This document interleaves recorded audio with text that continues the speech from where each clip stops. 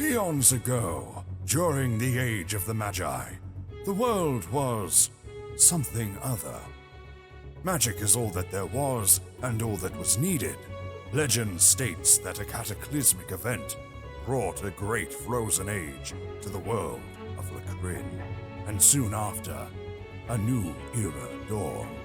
Though they say the ancient magics of the Magi still lie buried and lost, scattered around the world, lie in wait for those with the courage to wield it to discover. Welcome to the world of Lacrin and the continent of Thelmecia. Noble knights, roaming orcs, mischievous goblins, and idyllic wondrous lands, just waiting to be explored. Now, a new peril aspires to plunge Thelmecia into despair once more, but not before a few unheard-of heroes take their chance at triumph. Welcome to Tablestory, Darkfire.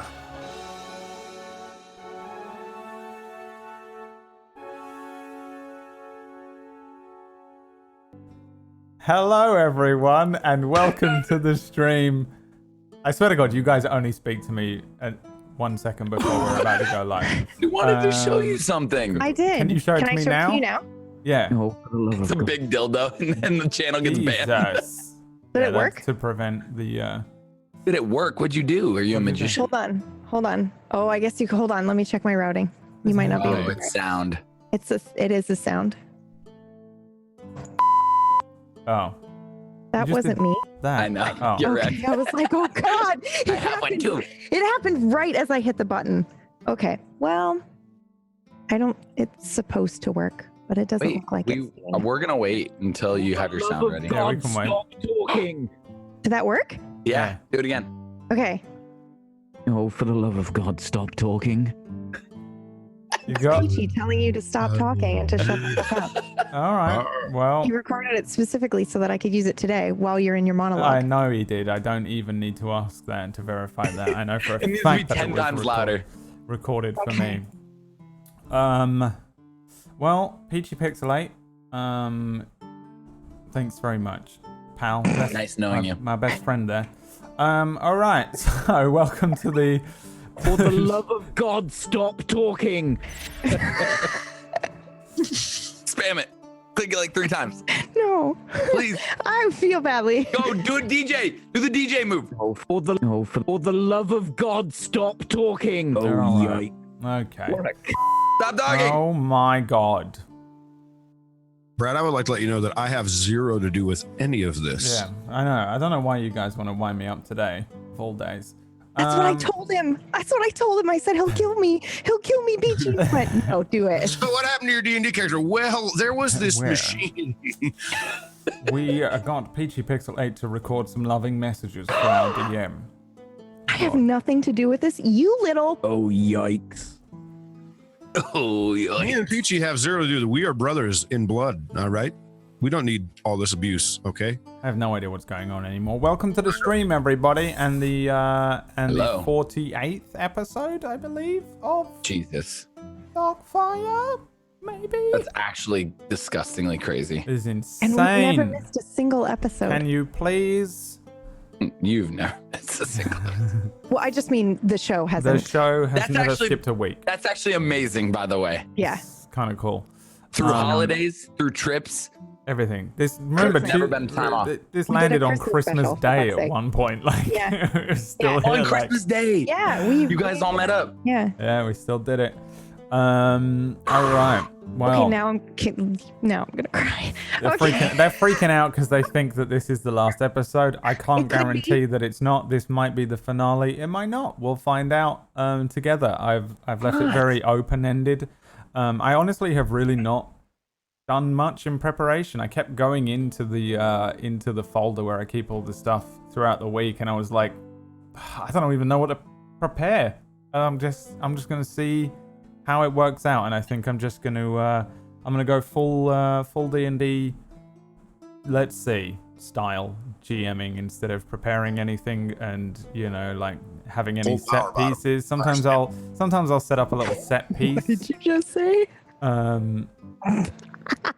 But I'm not. I'm just relying on dice rolls today. There will probably be 2 or 3 dice rolls that are huge. Oh my god. I would What? imagine. So 2 or 3.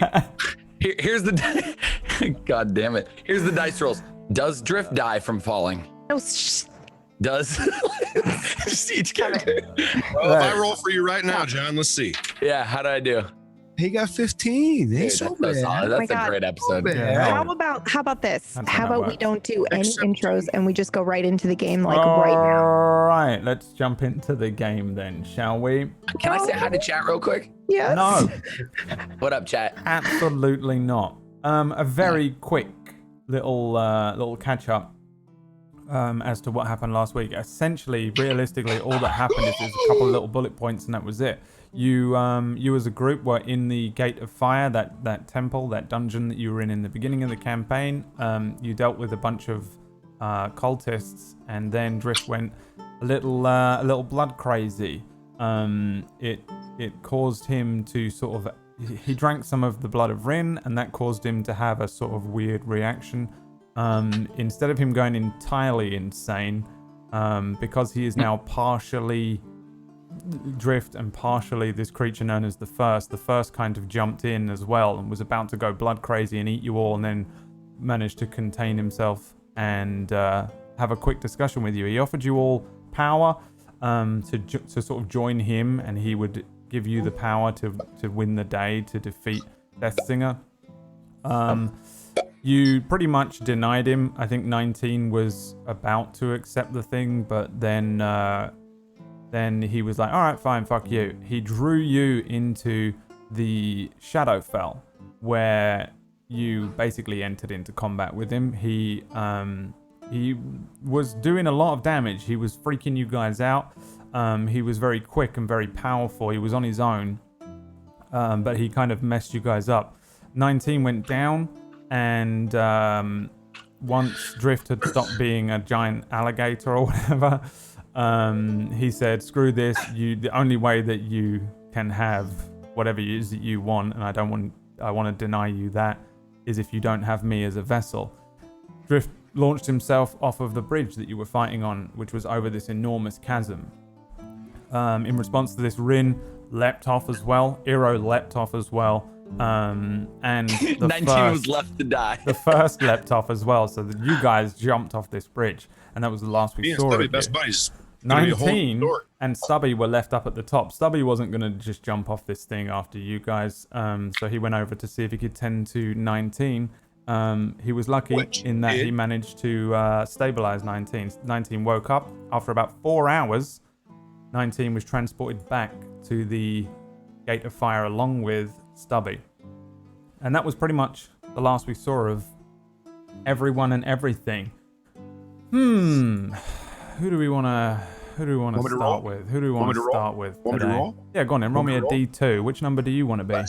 Bro, I want to be 1. All right. You roll a 1. 1. If you roll a 1, we shall Can I return. pick now and make them go first? No, you have Okay. you have chosen. You chose yourself as 1, and you are now the 1, Neo. So I'm now the first. I watched that last night to make me feel better. You watched. Is that what you're saying? I am now the first? No, you are not. You're the furthest thing from the first, unfortunately. Listen, just because I'm a robot compared doesn't to mean the rest of them. You are 19, and you are one of the guardians of the Gate of Fire here. So we're gonna jump back in. Sorry, my Chrome is being weird, and it's taking me a while to get back. Bam! There we go. Young man, 19. You return.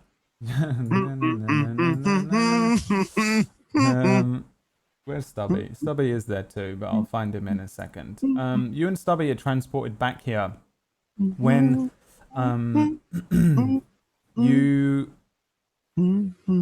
said something to each other. I can't remember what it was, but then the then the air around you began to shimmer, if you recall.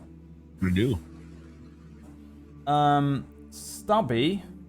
Oh, if you're wondering, we're starting, by the way, if you're watching out there. Hell yeah, This we're is the- starting. We're back in. This is the beginning. There he is.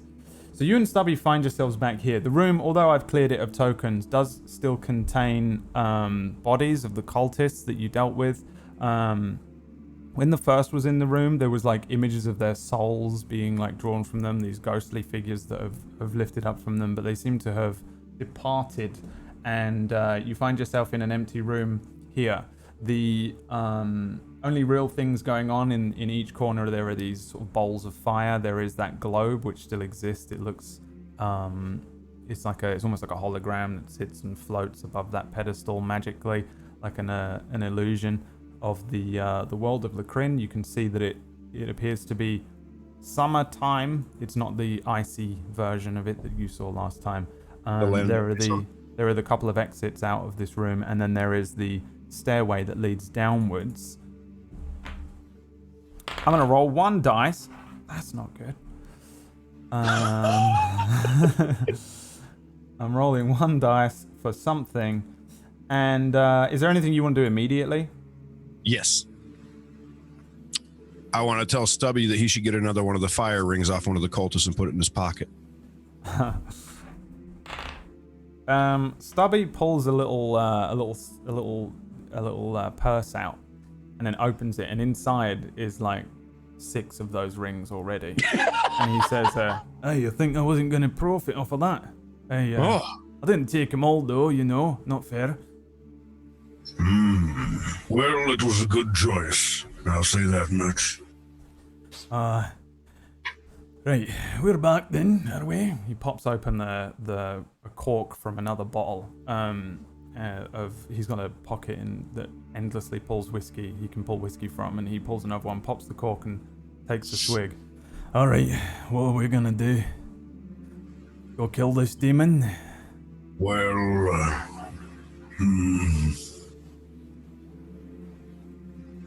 I wonder where the others are at. They could just be dead. I don't know what's going on in your noggin, but I saw them. They jumped off that there bridge. But did you see them die? No. Then they could be alive. Aye. If they was coming back, wouldn't they be back? The real question is, how long will we go on? I suppose we could go outside and have a look. See if the sun's up. Can I do a check to see if any weird reason I would have any clue how long we were gone, Brad? If you can come up with a way to figure out that you are 19 looks at the globe in the corner. Yeah. And the globe in the corner, I want to see if it looks different. Okay, give me an investigation check. Okay. You actually heading closer to it and looking at it, or are you I'm looking at it from a distance for now. All right. That's not me telling you that it's going to explode or anything. I was just... We're going to go with a 12 on the investigation check. From here, it looks pretty much the same. I think you probably weren't focused on it at all at any point when you first came in here, because why would you be? There were cultists, and then there was a demon lord thing, and yeah. How do the bodies look that were dead? It's a better question. Yeah. They look the same, but you can probably check body temperature, lividity. Well, it'd be hot as fuck in here, but I'll check it anyways. Let's go, Brad. You can find one of the ones that doesn't have the ring on it, that has been taken from the body, and you head over to one of these cultists. You find a human man, looks like he's maybe in his late 30s, and you roll him over. The robe falls back from his head. He's got the shaven head, similar to the one with the beautifully shaped head before, and you move him around, and you can see that his body's moving around, like his arm moves relatively like relaxed. It doesn't look like any rigor mortis is set in or anything like that. The heat might, I guess, help with that, but I think you can probably determine relatively quickly without even doing an investigation check that it can't have been too long. There's not really any decay on the body. There's not really any rigor mortis. It probably hasn't been very long. You can give me an investigation check to truly work it out with things that we don't understand with our actual brains, but 19 might be able to with his super brain. Yeah, let's do it. Give me an investigation check. By whack. 11. 11. I think you probably assume that the time was relative. The time that you were away compared to the time you were back here. And it wasn't too long. The fight was only It like... would have been like 10 minutes, right? Oh, but you rested for 4 hours. Oh, that's right. The 4 hours rested though, yes. There's no way it was longer than that though. Body would be starting to do weird things, get smelly. If it was any longer. Okay. Well, it appears as though we weren't gone for long. Maybe the 4 hours, but I was in space floating for what felt like years. This seems like we might not even have been gone for more than a few minutes. Aye. I could be wrong. Right, well, I suppose we could leave now. They dealt with that demon. Sorry, if you feel like you need to leave, then so be it. And if you feel like you still want to avenge your brother, then you'll come with me down those stairs. All right. Wait, hang on. So, wait. I'll explain. That demon was not the demon we were looking for. No, it was not. The demon we are looking for is down those stairs. The demon that was the one that was taking over Drift. Right. You guys are really weird. You know that, right? Aye, and so are you. How did you get caught up in all this, anyway? Well, if you'd like to walk with me, I'll walk and talk, shall we? Alright. Do I now have no players? I'm sorry. I think something legit just blew up outside. Like, not like right by me, but like.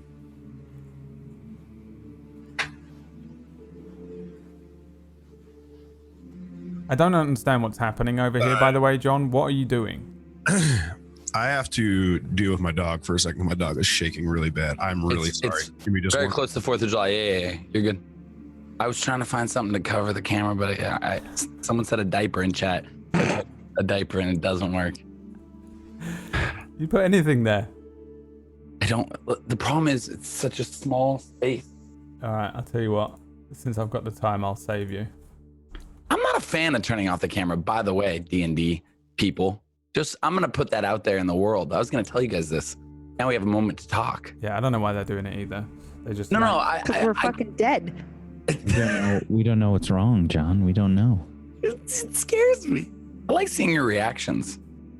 But I will cover. I will cover it. I'm good. I'm so sorry. I had to put her thunder jacket thing on because it was either something blowing up or fireworks. So either way, I looked over at her and she was like, "Come here." My dog does that with a fire alarm. My apologies. Thanks for being patient with me. Chat. Of course.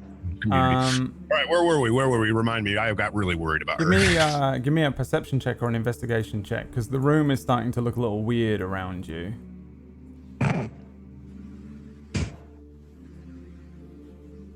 I'm gonna forcibly 10? remove John from the screen. Come on, man. It's okay. I got you. Thanks, bud. Be gone. There you go. I've saved you, but don't forget to let me remind me, because I will forget that I have covered him up. Thanks, buddy. 10 on your perception check. So, around you, the room, since you've come back, has looked a little weird. You know when you look, when you're in a desert or something and you get that kind of heat mirage? I think it was like that a little bit around you. I think you probably assume that the room kind of looked this way when you first arrived. As you start to move away and Stubby and you start to head up these small stairs towards the longer or larger staircase that heads down to well, you don't know where. You've never been down there, but further down, you can see that this heat mirage is becoming a lot worse. I think at first maybe you think that your vision is going a little oddly, a bit like if you were like taking your glasses off and putting them back on really quickly and just kind of like zooming in and out, going in and out of focus. But you can see that it's actually just the room itself, because as you kind of look at Stubby, he seems to be relatively in focus. It looks like it's the walls, the stone slab flooring, the ceiling. The flooring is red. The walls are red and black in places. It sort of shows you grey on the map because that's just how it is. But for the most part, it's red and black in here with all that arcane writing over it. The arcane, tiny little flecks of light of arcane writing kind of shimmer in and out from your vision as well. And I think it gives you a very sort of odd, disassociative feeling for a moment as you try to focus on what is going on with this room. But I think you're probably struggling to move around. It probably would feel to us like we were passing out or something, but 19 is a Warforged, so it might be a little different for him. But it's getting increasingly worse while you're here.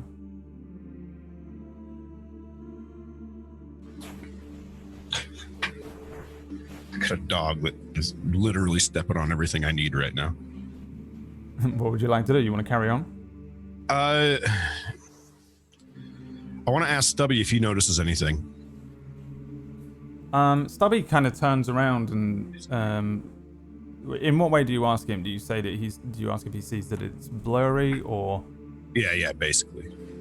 He does like a 360 and I think he's relatively perceptive himself. He's kind of drunk, but he says, "Hey, I'm not that pissed. Everything looks alright. You know, it's weird. I never seen nothing like this before." And he taps the ground. What is that? Just seeing if the ground is doing weird things. I don't know. You tell me. Yous are the ones that brought me up in here, fighting demons and sent to some evil place with some big bastard that can fly. I think it's starting. I think we need to go, and I think we need to go now. If we're going to stop it, it seems like it just could be seconds away from it being finished. Could I roll a check to see if this makes me like assume that maybe the ritual's almost done? You can give me an Arcana check. Okay. 14. Man, my rolls are fucking fantastic today. When you were outside and the mountain exploded,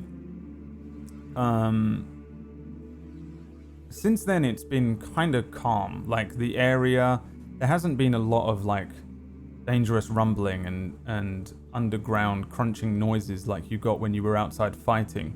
I think on a 14, you can assume that whatever ritual they were casting maybe came towards the end there, and since then they haven't really been doing anything else. What is happening to you is almost definitely not related to whatever spell they're casting. Okay.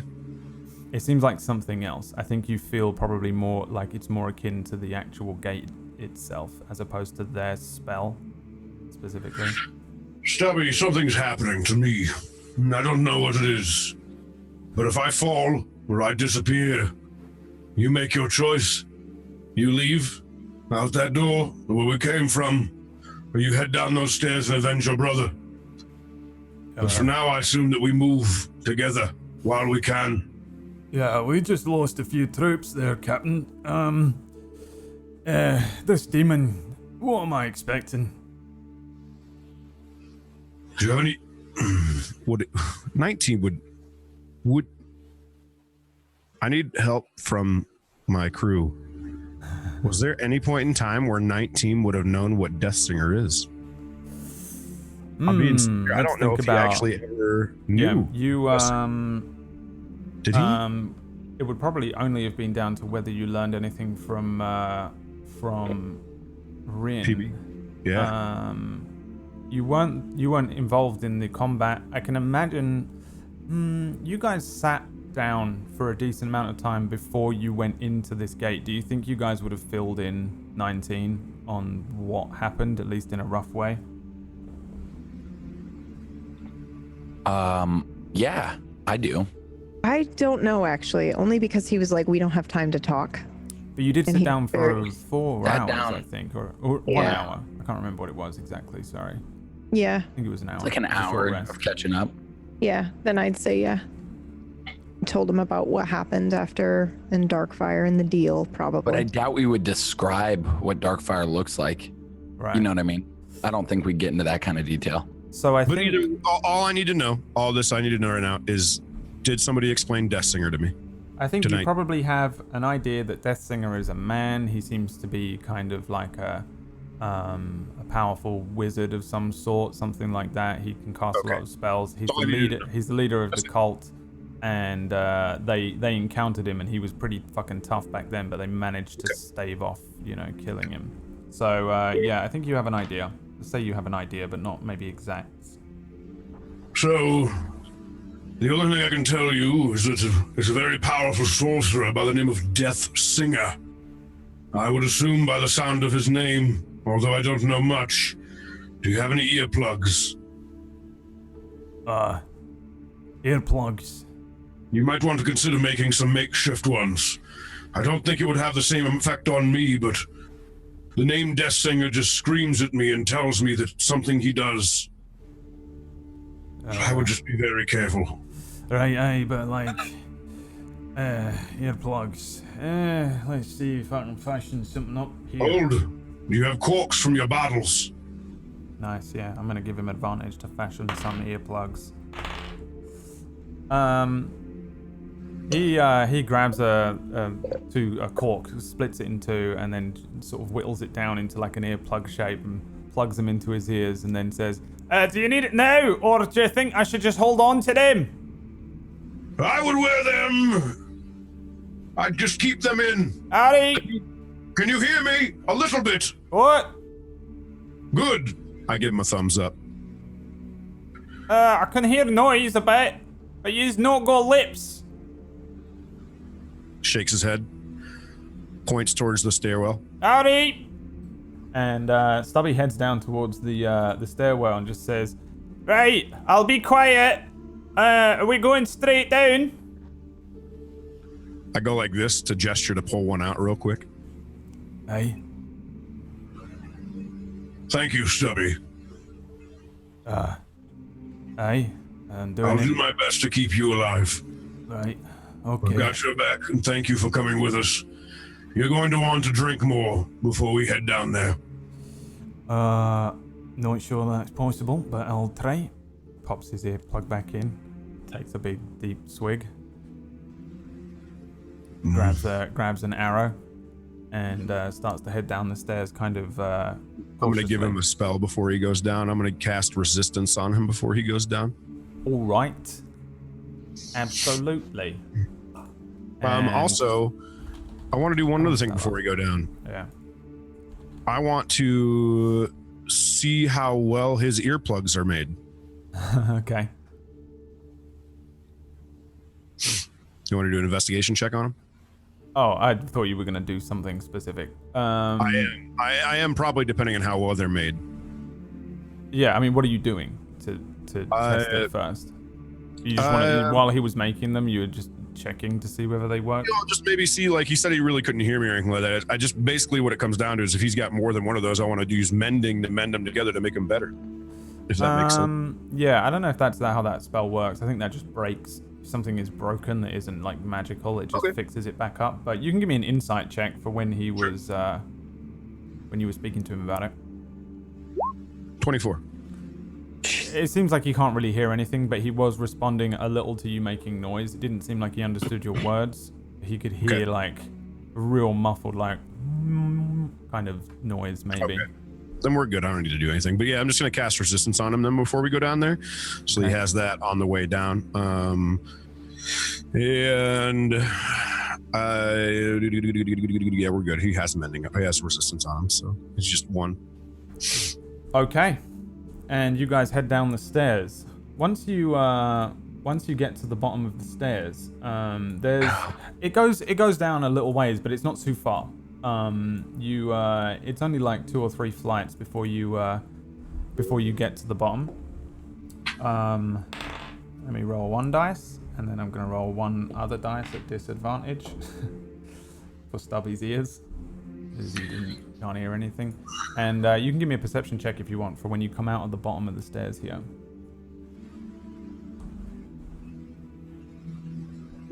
19. 19, of course. Yeah, you come out at the bottom of the stairs into a very small room. Down here, you can tell, but it doesn't affect you, that the heat is it would be unbearable. It would for a human being, it would kill them very quickly. The rooms down here look very similar to the way that they were upstairs, but you're having this issue at the moment where the room itself is kind of odd and blurring out. I think a couple of times you almost maybe stumble down the actual steps as you go to step on one, and then it kind of moves a little. As you continue to move down further and further into this down this stairwell, roll me a Constitution saving throw, please. 17. You can feel that this place down here is something else. Give me another Arcana check. That's an int-based thing. That's high. Oh, 1. Natural 1. Yeah, you don't. Yeah, I don't think you get any sense of why or what's happening or what the difference is between the previous level to this level. You can tell for sure that it's different. It's operating on a whole other thing. The sense of a stifling kind of heat permeates the fact that you're immune to fire damage, but would probably give you a level of claustrophobia almost, I think, as you come down these stairs. The walls are vibrating in and out, and ahead of you, at the end of a corridor, you can see 4 cult members. And they don't appear to be setting a trap or anything like that. They are just stood there. 2 of them are in masks that look similar to a blank version of the masks that you all received before. They all received. I don't think I ever got one. Yeah, but one of those. And then 2 other cultists who have the robes on. One of them is a halfling. The other 3 are humans, maybe, or they could be tieflings or something. But it's hard to tell with the mask and the robes and things. But they look kind of like, average sized. One of them is for sure a halfling. He has the hood down, and a smile on his face as you guys approach the bottom of the stairwell and look down this corridor. They're stood in what looks like an open corridor at the other end with the fire light underneath them from that small gap that you get with the lava underneath it. And Stubby kind of brings up an arrow. The halfling says, Now, not yet. We've been expecting you. Well, not you, dwarf. You, 19. I'm going to bring you over to the map just to give you a slightly better idea of the distance and things of where you are.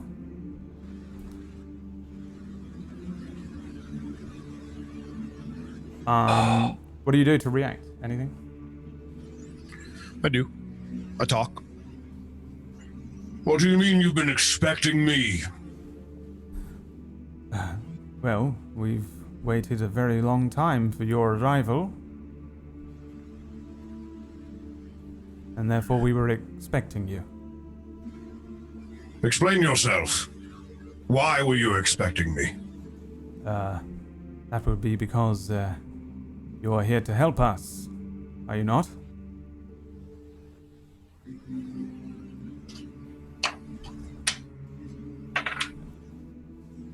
Yes, I am. Interesting. So, your comrades, where are they? And who's this dwarf? This dwarf He's my close friend who's been helping me along my journey for a very long time now. I wouldn't go anywhere without him. My other comrades, they did not make it. Give me a deception check about the dwarf. 20. He says, well, I suppose. He kind of turns to the figure next to him and looks up and says, well, things have been strange since we came in here. Very well. If you'll come quietly, we'll take you to the gate. And he turns and points north on this map and kind of gestures this way. Very well, but first, is he ready? I think the question should be whether you're ready. Of course I am. I didn't float in space for nothing. I didn't come back for nothing. Stubby kind of looks back and forth and he says, am I, you want me to take care of him? Shake my head no. Puts the arrow back over his shoulder. They friends of yours? I nod yes. They look like the fuckers up there. He doesn't respond. Let's see if Stubby understands what's going on. And let's see if Stubby trusts you enough to know what's going on. He does. He puts the bow over his shoulder, but steps back a little and kind of gives you a nod, and then just stays relatively quiet and lets you do whatever you want to do. He'll just follow you around.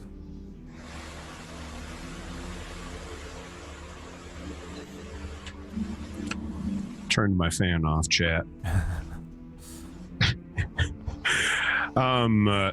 As I walk closer to the cultists, when we get over by them, may I do a perception check on them to see, especially the masked ones? I'm just looking for. I'm trying to think of how. Let me think of how I can express this. I might have to rethink what I'm trying to say. They look like they've been waiting for me. I want to do an insight check on them is really, I think, what I'm trying to get at. I want to do an insight check to see if this is some kind of potential trap, or if it seems kind of like Stubby did with me, if he could trust me. I gotta want to see if I could trust them, quote unquote. All right, yeah, give me an insight check. Yes. Crit 1. You can trust them. Okay. 100%. They seem... It doesn't seem much like a trap. They are armed, and they seem relatively prepared for you to do something crazy. They don't let you get too close. I think they move away from you, but they kind of gesture ahead. When you get close enough, you can see that the masked individuals look a little bigger. They might be orcish or half-orc, something like that. The one which is directly ahead of you, next to the halfling, is almost definitely a human underneath the under the robe. He's got like a rugged beard that you can see a little of, or like a 5 o'clock shadow, which you might not usually find on an elf. And at the end of the corridor, one way is what looks like another chamber, or like the end of a corridor. It looks like it turns left and right into smaller chambers. At the far end, on the other side, though, you can see the figure known as Deathsinger. To you, you're seeing him for the first time. Oh my god! If that's correct. Mm-hmm. I think he saw the image of young Deathsinger in the temple. Oh yeah, you saw saw the younger version of him. Yeah. And this is him here as well, and he doesn't have a mask on. You can see this aged version of the young man that you saw in that temple. He does have a scar on his face, and he's wearing no armor or anything like that. When you all saw him previously, 19, you didn't see him, but you saw him in the Snow Singer, to keep with the varying names that people gave him in the Discord. He had like decent armor on, like he had come from or came prepared, kind of somewhat to fight, sword and shield style. This figure standing before you is just wearing a robe, and it's open a little bit so you can see the top of his chest, and he's either naked under it or he's got like very little on under there. He's wearing trousers and boots, and he's standing just amid one of these. He's on top of a kind of plinth that raises up, and there would normally presumably be flava or something inside a bowl. There are several of these bowls around. But inside this one, there's some purple fire, which is kind of burning around the bottom of his feet, sitting up, wisping up around his robes and the back of the cloak. And he's standing there. He does have his masks around his waist. You can see that he does have the sword that he's always carrying, a relatively nice-looking, ornate sword that for sure works, but still... And other than that, I think he's just kind of stood there. His hair is normally tied back as well, but it's down and loose, and very long around his shoulders. And he's smiling and casually stood there. He ushers you forward. I'll walk forward. You guys probably all start to walk up towards the area, and he's elevated. There is let me see if I can just move everyone as one. He's elevated a little ways up, and you probably step up onto the stairs and in front of this plinth where he is. Give me an investigation check.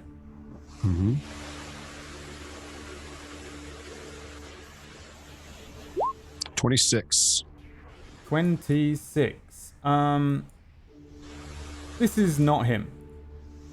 But it is him. But it's not him. It's a projection of him, or a projection of his consciousness, or something like that.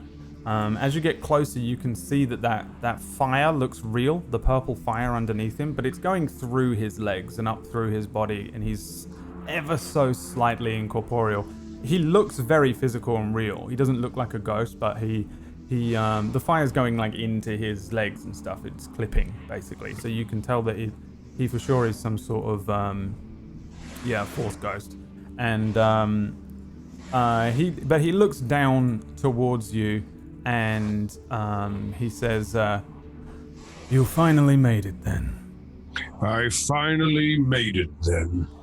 We've been expecting you. We weren't expecting this newcomer of yours. Where are the others? They are dead. Nope, that can't be. They are. I gave my people strict instructions. They would never, ever Those not defy your me. people. Then what?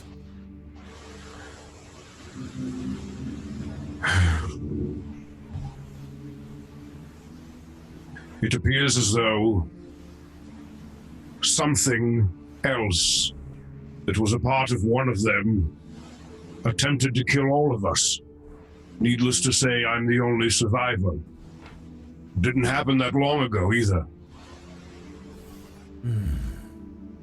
Unfortunate. I rather hoped that I would be the one to draw the final drop of blood from each of them. Wished you would have been the one to drop the final draw of blood? I wish I could have wrung Rin's neck. Give me a deception check. I don't think he's lying.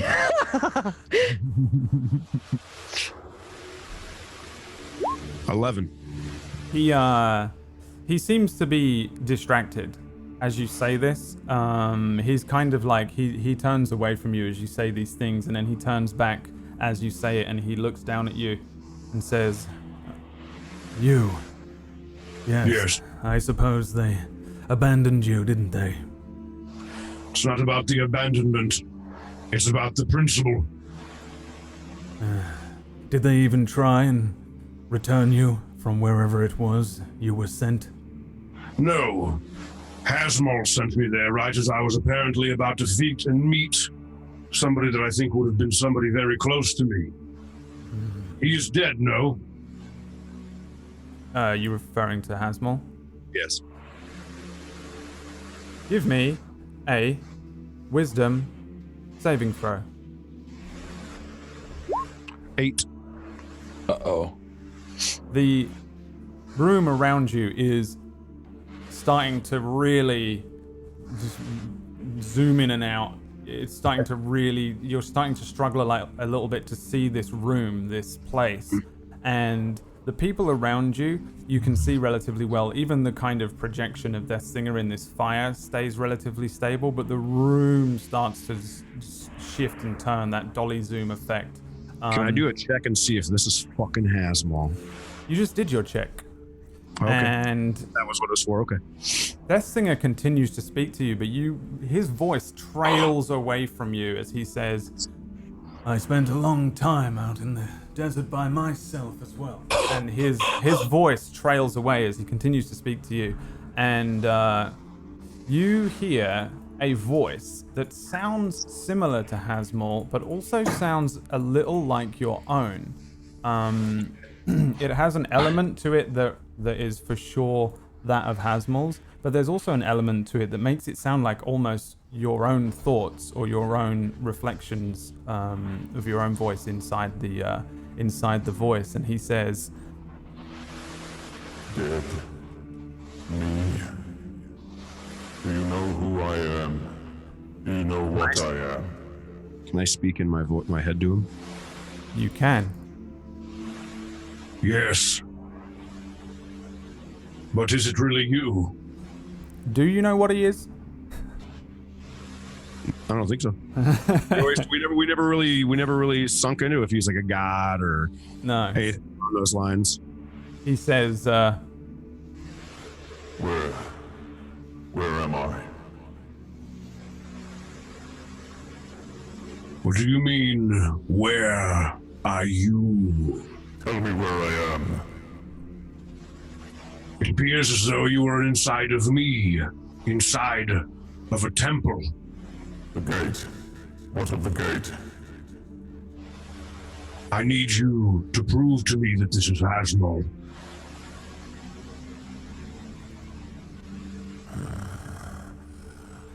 Mortal.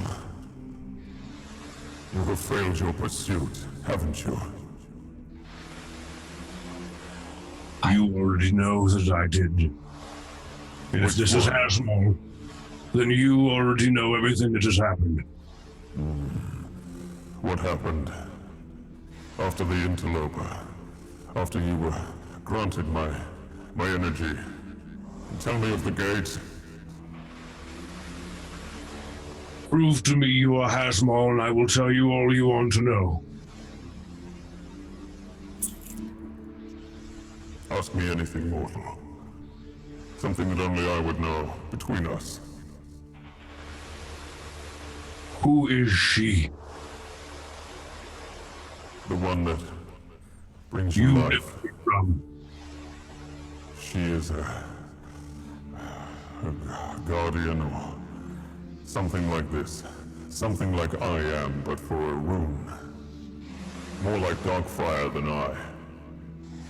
She guards something that allows the life that flows through you to keep you bound together. I used it, I twisted it, and I brought you back with it. Long ago.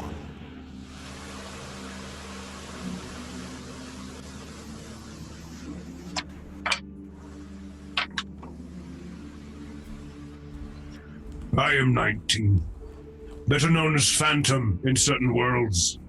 And whoever you are in my head, until you can prove to me who you are, I can tell you no more. Anyone could know that, especially... And I would like to say that in the form of where I'm at, in that room, I would like to look up at where Death Singer was standing. Death Singer is still speaking. You hear the voice in your head kind of... Drifting voice. Exasperatedly say... I will return. What do you need from me? Where are you trying to talking to the brain again? Turn your attention to. You can hear Death Singer say, Lord Darkfire and his pursuit will begin its final phase. Together we shall usher in a new era. and he's doing his villain monologue as you kind of fade back towards the voice in your head, and he says, I will return. But you must grant me more time, mortal one. How much time do you need? And do you know if the others are alive? How long has it been?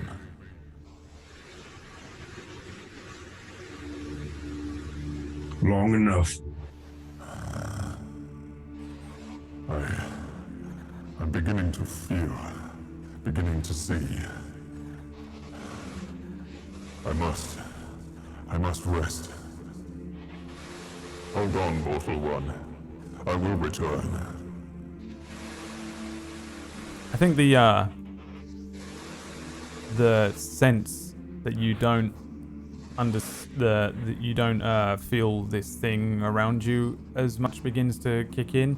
The room around you and the slabs and stuff begin to stabilize a little. It's not so much either. You can still see that it's kind of a little weird. Trying to focus on anything physical in this room that isn't the other people is still a little tough for you to do, but it definitely feels like it makes it a little easier for you. And Deathsinger is still speaking, and he turns down towards you and says, Yes, the second age of the Magi. Yes.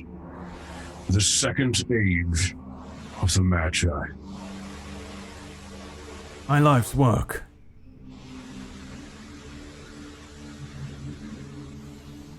How many years has it been for you?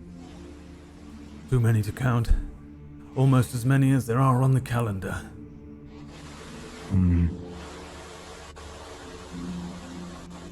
How much more time? he holds up his own hand, turns it around. Give me a perception check as he kind of... Oh my fucking god. Also, is anybody else, is that happening for anybody else with Brad? Yeah, he was lagging for a sec. Okay, I wanted to make sure that wasn't just me. I thought maybe it was me because there's a storm. Perception, motherfucker. 13. You can see that as he moves his hand around, I'd also like to do a perception check, by the way, but I'll tell you about it why in a minute. His hands look kind of old and kind of calloused and used and broken. The symbol that was on them previously, the symbol that was on the left hand is gone, and he says, I have already overstayed my welcome, and I doubt you have much longer left either. You think? You think it'll happen that fast? Can I roll a perception check to see if there's anything that is keeping him and bringing him up right here? You can give me another Arcana check to work out what is going on. Okay.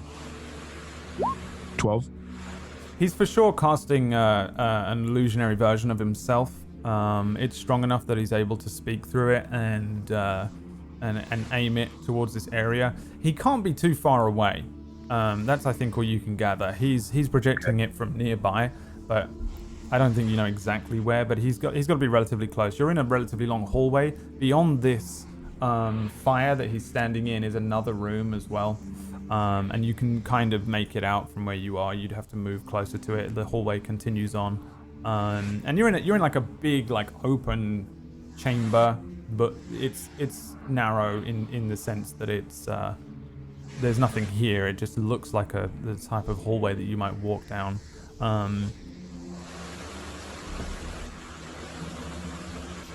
What else do you want to do? Where are you? And why are you not here? I wasn't sure how rash you would all be. I had to be prepared. You understand? You understand that it would be different if the other three were with me. They're not like me. I am sure that is the case. They can be rather emotional. Yes, very emotional. They make terrible decisions when they're emotional. He grabs at his throat, and then he says, "Come then, let us end this." And he turns around, and as he turns around, the projection disappears into the flame. The flame rises up, and the halfling kind of points at the hallway beyond, The halfling says, "You can go down there, but the dwarf stays here." The dwarf is with me, dead or alive. The halfling looks back and forth towards the others. Give me a persuasion check. Come on. I would actually like to continue speaking to potentially turn that into an intimidation check. If you would like to try and intimidate him, you can. The dwarf has been with me, and I think you know your place, halfling. Do you or do you not know your place? He says, "Oh, I know my place. My place is right here. This is my Good. destiny, along with yours." And mine is not right here. And this young dwarf, Young. The halfling. You can hear me? The dwarf. Oh no, yeah, he's got his retcon that. He's got his earplugs in. The halfling says, "This is not his destiny. He shouldn't be here." you think that you choose his destiny or anybody's more than myself or the Great One? Is that what you think? That you control it more than me? Or Darkfire himself? His eyes widen at the name. Yes, that's what I thought. This was You will stay in your place. Come, dwarf. not the plan. Give me a intimidation check. 10. 50-50. He rolled a 3. He says, "This was not the plan, but..." He kind of looks over towards one of the masked cultists and they nod their head and... "Fine then. Go with him, dwarf." And Stubby's just standing there looking around.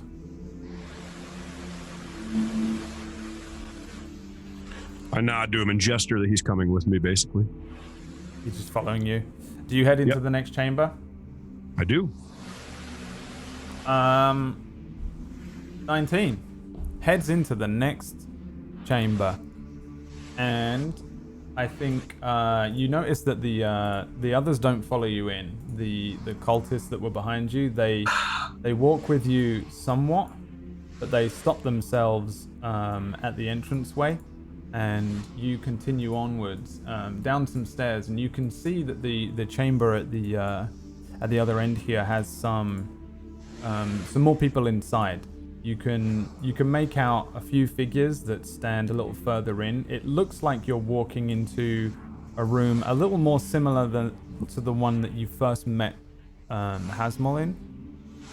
It kind of looks like it's opening up, and it has a couple of little elevated areas and then some chambers that push out from either side of the hallway ahead of you. At the center of this much larger chamber room, there is another pot of fire. This has got the purple flames coming up out of it. At the top, there's two sets of stairs that split left and right and head up and around the chamber to an upper viewing floor, kind of. That's not too far up, but it's got its own pot of fire. It's maybe only about 20 feet off the floor or something like that. And you can make out a few figures down there as you begin to walk down this hallway.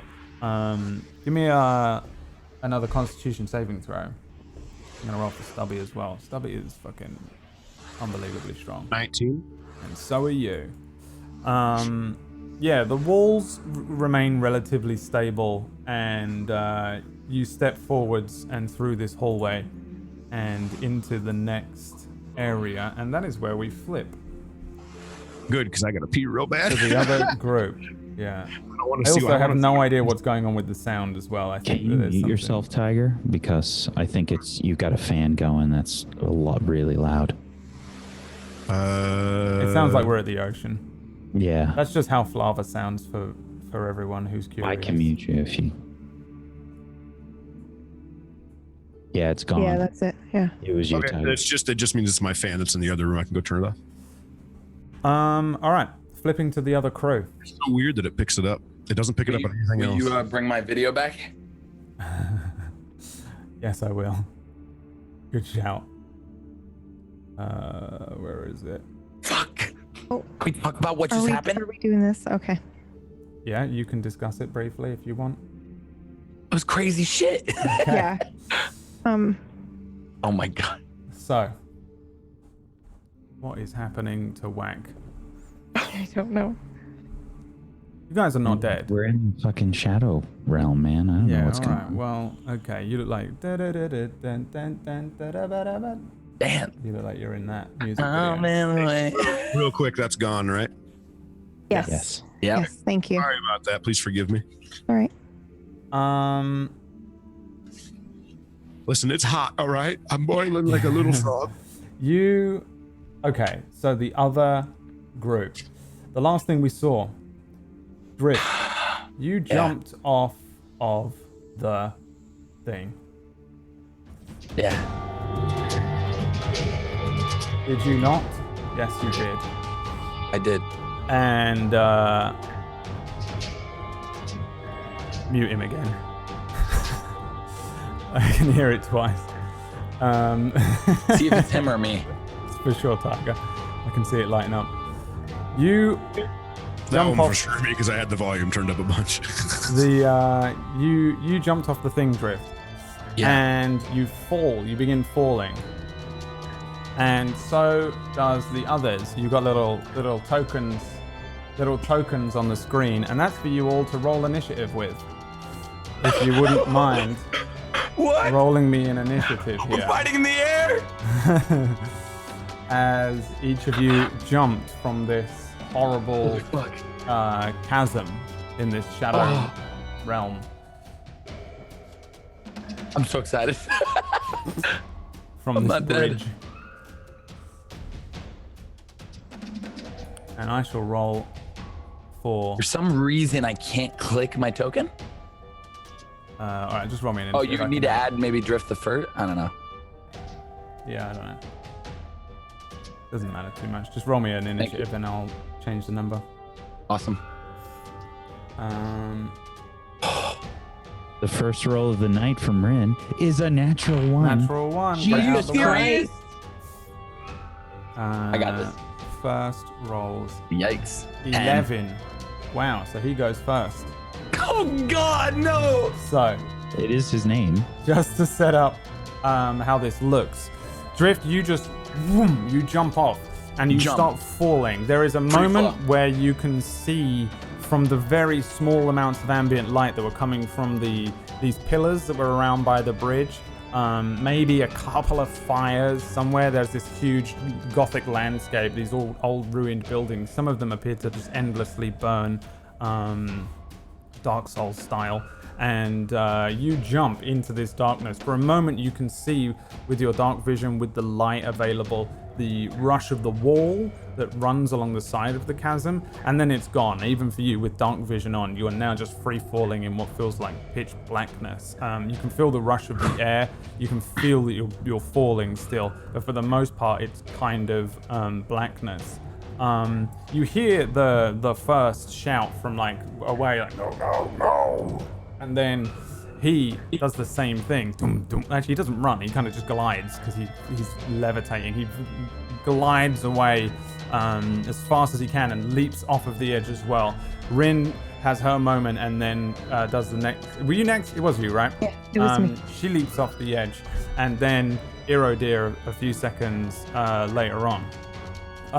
You all experience the same thing, that rush of the air. You see the thing going, and each of you begins to free fall at different rates. Some of you kind of crush inwards, like collapse your body inwards so that you get more aerodynamics and fire down, I assume. Drift, are you doing anything insane in your first moments as you jump off the edge? No, I was ready. I was answering that it was my only way was to jump off and make him come after me and possibly die. You start falling. You suddenly then you sense the presence behind you, I think, or above you, and you can turn and look up if you do, and you see this much larger form, this huge form of the first. He's falling towards you. That kind of robe that he has that is made of like a weird coalescence of blood that forms around his body. It's like not even like flapping like a cloak would in the wind. It's just falling apart as if it was liquid blood. And you can see more of his body, this kind of huge grey stone giant almost form. This humanoid, mostly muscular, and the blood cloak kind of, for the most part, peels away from him. He has these horrible ears, this massive mouth filled with very sharp and long teeth, and this giant form with these giant clawed hands, and one of them is reaching out towards you as he falls downwards. He screams at you as you're falling and says, Don't do it. Can I speak while falling? Yeah. Okay. It's the only way! It has to end like this! I am too close. I never agreed to this! I never agreed to all of this! You agreed to precisely every single part of this. I lent you my power. I will avenge your family with you. This was the price. A price I'm not willing to pay. Then you should not have made the bargain. he turns, whoom, and faces upwards, and the other two you can see are falling down towards him, and he brings his hands out and opens them wide as he ends his turn, bringing us to you, Drift. For the sake of just all of the mechanics here, you guys are relatively close to each other. Depending on how you want to use your movement, I'm going to say you can slow down by like opening your arms, or you can speed up by like turning yourselves into like an aerodynamic bullet. But I'm not going to give you any specific stuff. We're going to theater of the mind this for the sake of the fact that you're falling, and it's just going to be a nightmare. And you're all relatively close enough, and you can for sure cast your spells. Again, you are falling very fast. You guys start to fall, and you fall, and you fall, and you fall, and you're going like as fast as you can. We're hitting terminal velocity very soon. It is your turn, Drift. What do you want to do? Did I notice the first was starting to look at Ren and Eero in like an action kind of manner, like he was about to cast something on them, or He flips over as if he wants to fucking get them. Yeah, I think you can probably tell that's and what I he's see doing. Ren and Eero from where I'm at falling. Yeah. Okay, so just I flamed on so you can see me. okay. So you're in a sort of magical darkness down here. For the record, it's not really like the darkness spell, but it's not right. Your vision is wrong, but you're close enough that you can see each other unless you start doing funky things. Okay, then I'm gonna unleash 2 Eldritch blasts on him as I'm falling back. Just be like, leave him alone! And you just see me shoot out the one out of the left hand. 12. 12 is a miss. And then one out of the other hand. Ah! Shit. That is a natural one. Roll me a d20 as you kind of launch these 2 spells out. Please be something that won't matter because I'm in the air. 12. 12.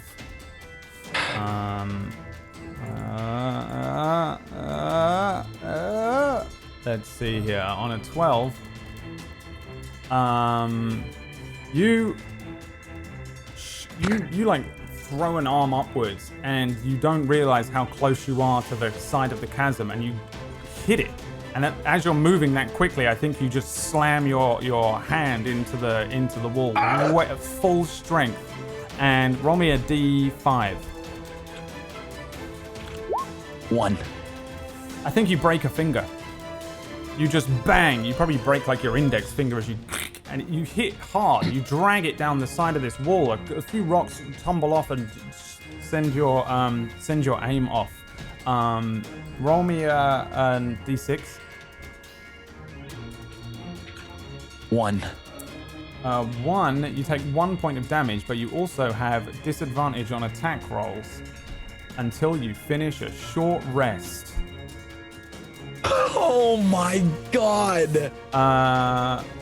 Which is horrific. Wait. All attack rolls? Yep.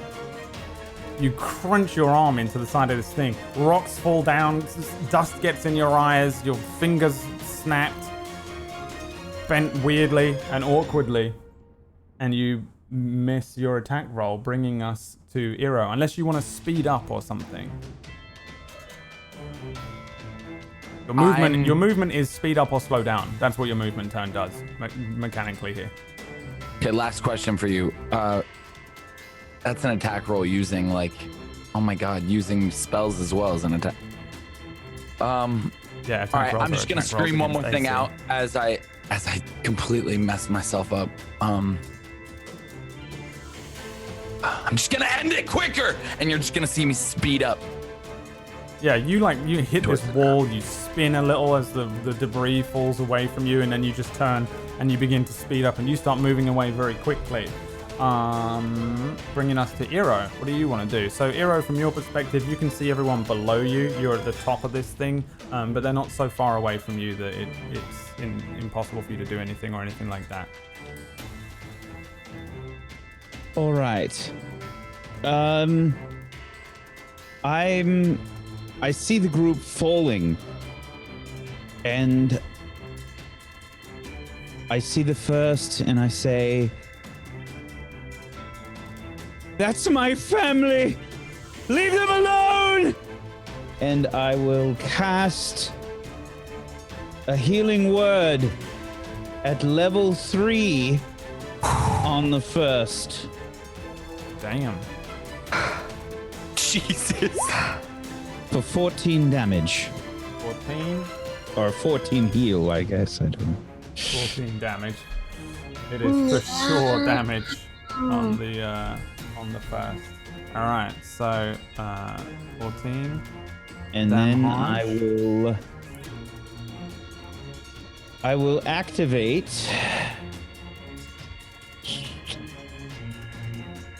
no that I will use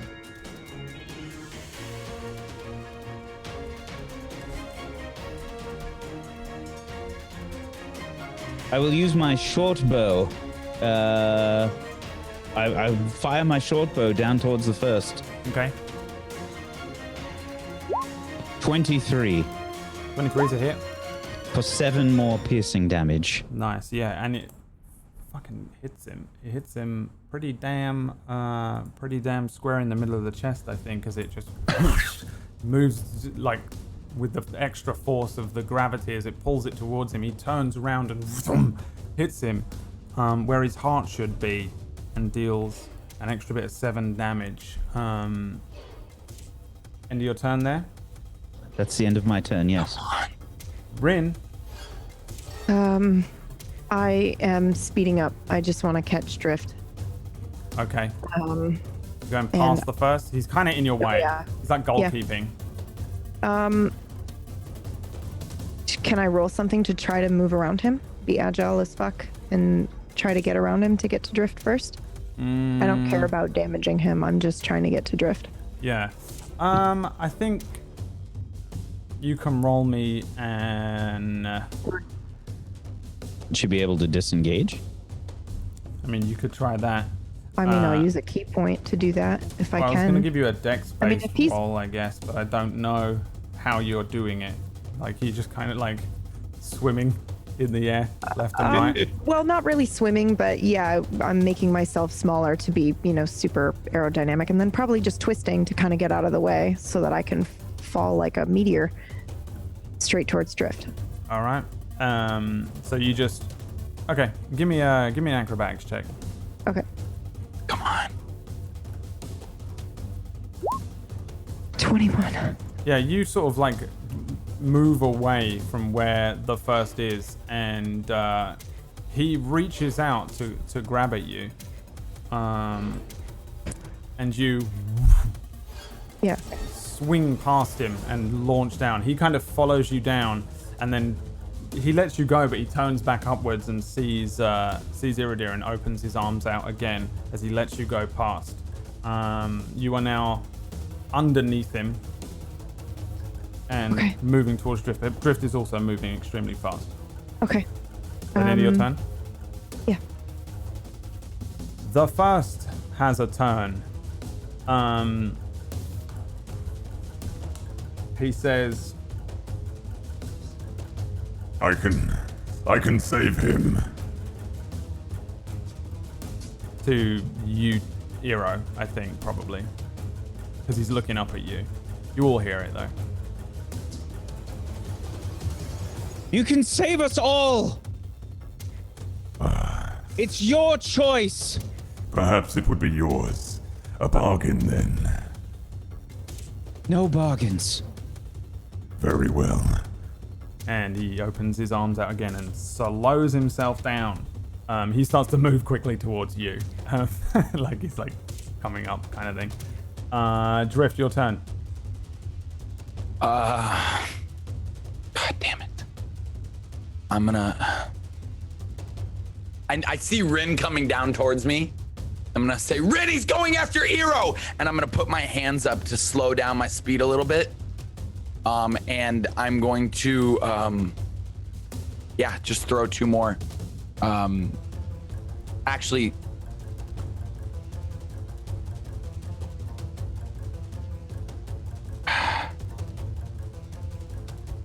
yeah, I'm gonna, goddamn. Yeah, I'm gonna throw 2 more Eldritch Blasts with disadvantage.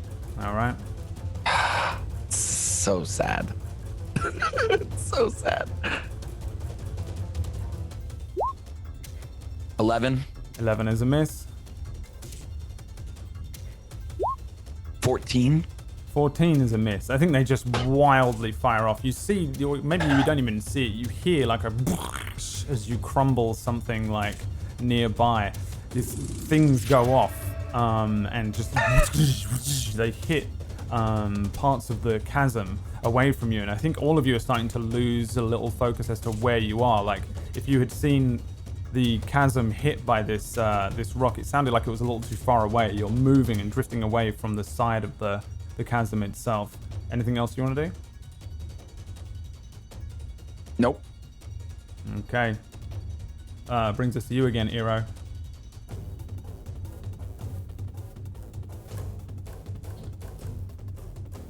All right. I cast invisibility on myself. Okay. And I speed up. Oh. Okay. All right. And then I will use... Well, first of all, as you speed up, you get close enough to him that his action goes off, which was a readied action to attack you when you were close enough. But I turn myself invisible first. That doesn't mean that he can't attack at you with an action when you're close enough. You're technically close enough. He just can't see you as disadvantage, right? That's what invisible does? I believe it's up to you. I thought invisible meant... There is no specific thing. It's that anything... I just become invisible.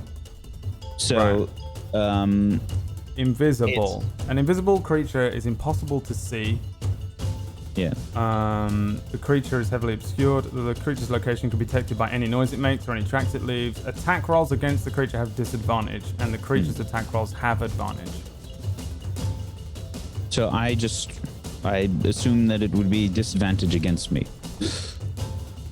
Yeah, I'm gonna say he can. I just rolled, and he got not a natural, but a 20 on his perception check to just kind of, I was just going to roll it to see if he can figure out where you are or smell you. He's very animalistic. He has a very good sense of smell, unfortunately, but the wind is rushing past. However, you get close enough to him that he's intelligent and he's got a good sense of smell. I think he's just going to wildly swing at you in an attempt to get you.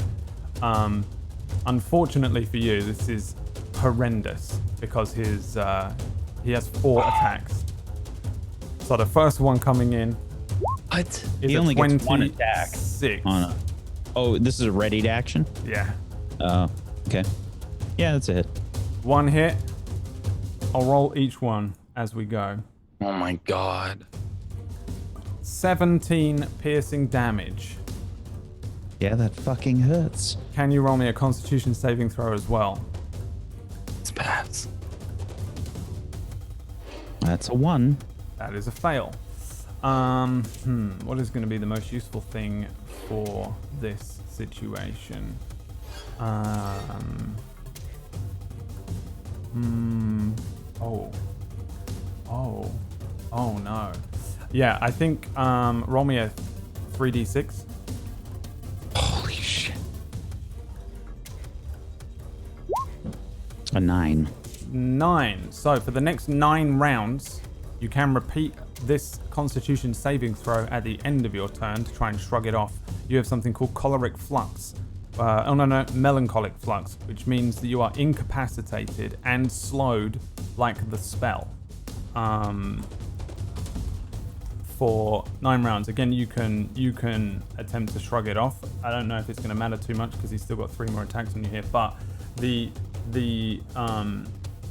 claws, I think he just throws them out wildly, and you're unable to move yourself out of the way of them quick enough. Even though you're invisible, you feel these claws rake down your side as you pass where he is. This blood kind of pouring out of you becomes visible as it spills from you, and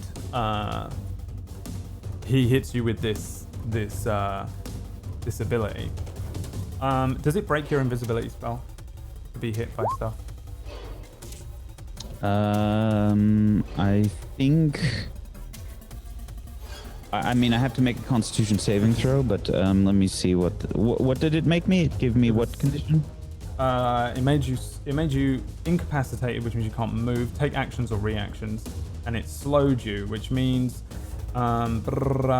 your speed is halved, irrelevant. You take -2 penalty to AC and Dex saving throws. You can't use your reactions. So I did a con save of a 12 to keep the spell up. So it is a concentration. Yeah, I think you stay invisible. You manage to remain invisible, but you're hit by this thing. But he knows where you are. He's still going to make an attack with disadvantage as he swings his other claw over on a natural 1. Roll me a Break your D20. dumb finger, you piece of shit. 12. A 12. No, because this is ranged. Yours was ranged. This is melee. You see him like spin around, and he misses you completely, and it spins him round like 360, and his claw rakes into the wall in the same way. I need to make a strength check for him. I'll just roll it real quick. That is a fail. And he spins around, and his hand breaks kind of on the wall a little bit, and it slows him dramatically, and you shoot past. Since he failed his check, he doesn't get another attack on you because technically he got stuck. But yeah. So I think you got fucking lucky. He spins around, and his hand slows him as he drags this claw down the wall. All of this debris falls off the wall above you. You see all of these rocks and small bits fly past you, and then he turns again as you, Eero, incapacitated, slowed, beat up, scratched, invisible. Continue past him, and he wildly swings again and misses you completely long after you've already gone. You are fools. You would kill yourselves. And for what?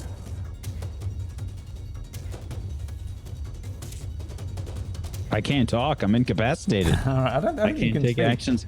Well, it says I can't take actions or reactions. Yeah, I think so you can... free action would qualify, I believe. Oh no, you guys can all speak. Out of turn. A little bit. As long as you don't have a full-on conversation. Choice. It's your choice. Is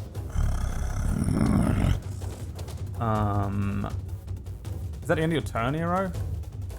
Yeah, that was the end of my turn. I guess it is. Rin. Do I catch up to Drift? I think you this do turn? since he's slowed down, yeah. Yeah, okay. I just want to grab him. I just want to wrap my arms around him and I got you. And then I'm going to try something absolutely insane. I want to slow fall the both of us, and I also want to open the fucking Hasmol door. the way it opened for me the first time. The Hasmol door. Yeah, if we have the power of Hasmol, this is what I wanted to do before. Maybe I realized he's not dead, but so it might not work. But if we have the power of the place, then I want to open a door for us and like just fall right through it. All right. Well, you're slow falling, which means that you reduce any falling damage you take by an amount equal to 5 times your monk level. Yes. Might help, I guess. And then you're trying to open this door, and when you say you're trying to open this door, what are you thinking? What are you feeling? What's going on? What are you accessing? I'm imagining what the door looked like, and I'm accessing the fire because something that God said to me has been sitting with me, that there is a fire burning in us, or there is something in us. So I'm trying really hard to, it's the only thing I've ever wanted, is to save these people right now. So I'm trying to access whatever greater thing he said I have. Okay. Give me a wisdom check. Not a saving throw check. Just a wisdom check. Okay. How do I do that? Just click on the wisdom stat on the left, the main one. Oh my god. Come on. 14. 14. You way higher than average. That's so good. That's really good. I'm shaking my head like, hell yeah, girl. It is good. You try and access this door, this ability to try and bring yourself back to the gate the way that you guys previously did. I think you don't see any change around you. You don't teleport. Nothing like that happens. But you hear a voice suddenly speak to you and say, "Where am I?"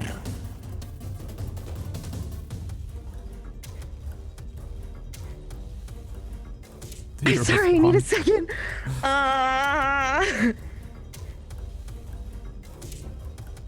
Is it loud? Like, can we all hear it, or is it in my head? Only you hear it. Oh, okay. It's loud. Hasmol? That name. Yes. That is I. Please help me. We're falling. I don't know where we are. One roll for Hasmol. Do I hear her saying all this? I'm speaking out loud for sure. There's no way I'm focused enough to try to hide anything from you right now, Drift. The gate. What happened? Some creature came out of Drift and took us somewhere. I don't know where we are, but it's dark and we're falling. And I need your help. What do you mean, what of the gate? It's in danger. There's purple fire running through where it shouldn't be. I need more time. We don't have it. You feel that presence disappear within you. Oh, fuck. And he rolled low. The end of your turn there? Yep. I will just, if I feel the presence leave me, then I'll probably just hold Drift a little bit tighter. And I'm just gonna really quickly say, like, are you okay? I am now. You start falling. You're holding on to each other. Iro kind of invisible. There's a trail of blood that just keeps appearing every now and then, splotches in the air. I think you're quite near them as well. The first is above you, and he leans forward and begins to move down towards you as well. I did not want to have to do this. And he begins to transform. That is where we're going to go to our break Oh my god. for the evening. Thank you very much for watching. You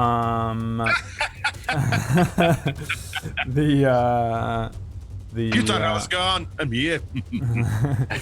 The action will continue after a short break. I need to pee. Maybe you do as well. Thanks for watching. It's not over yet. I still don't know what's going to happen.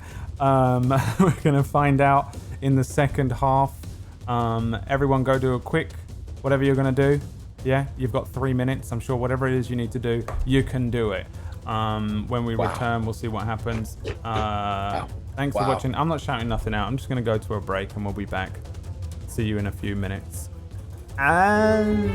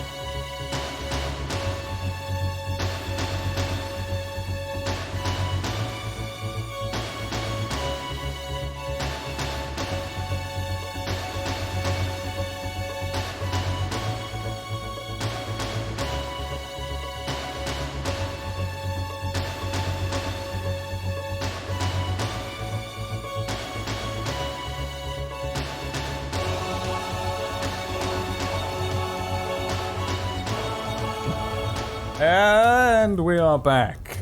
Everyone got their snacks? You won't need them. I wish. You won't need them for long. Groceries. And I don't even have snacks. I'm mad about it. Ooh, what's that? Put it on some tahine on pineapple. Oh my god. Ooh. Little Having pie. so good.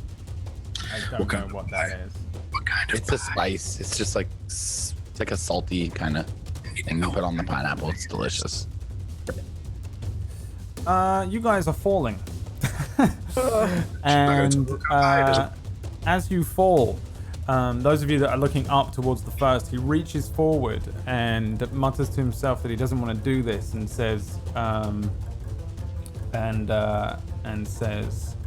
and begins to transform. Sorry, I'm fucking stupid. The arms that are outstretched, you see them pulled backwards as his body twists. From his elbow down to his considerable ribs, the blood cloak kind of pushes down across his back and then begins to coagulate and harden into these kind of stringy, veiny webbing things for a moment before stretching out further. His clawed hands grow larger, but they pull back inwards as his arms turn into giant sort of bat wings. His back bursts with hair and spines. His ears, which were relatively pointy and you couldn't see them maybe before, push outwards from the side of his head.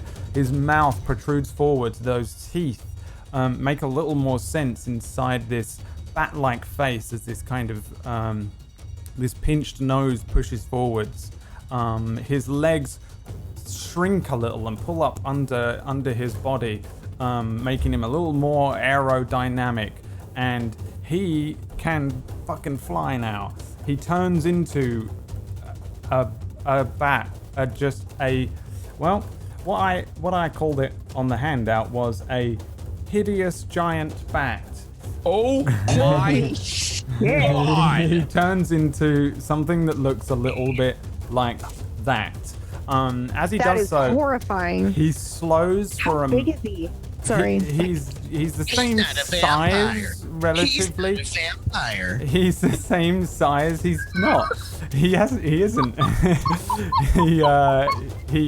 He's the same size, but where he's got this wingspan, he looks much larger.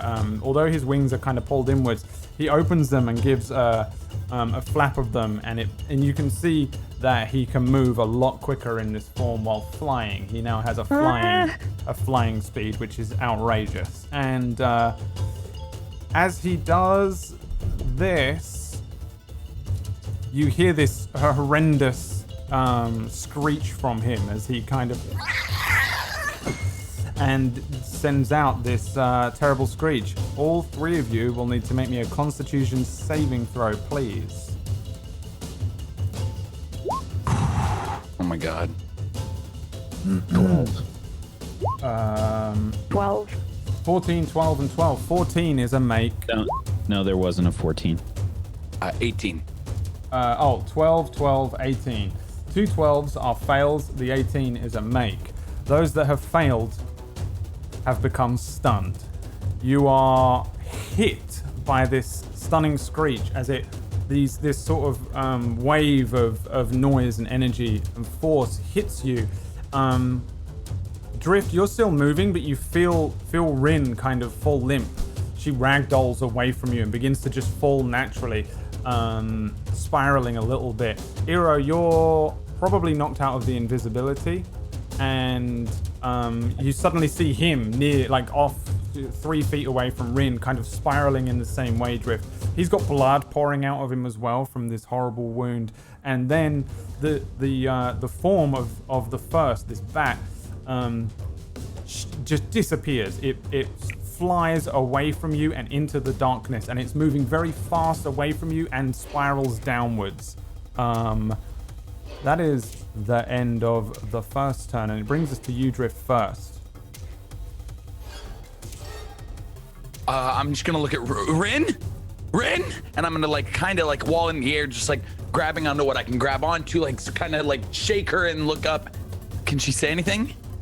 I interpreted this as in like I got knocked out, sort of a little. Stunned is the worst one. You can do Yeah. nothing. I easygoing GM and say that you can blink.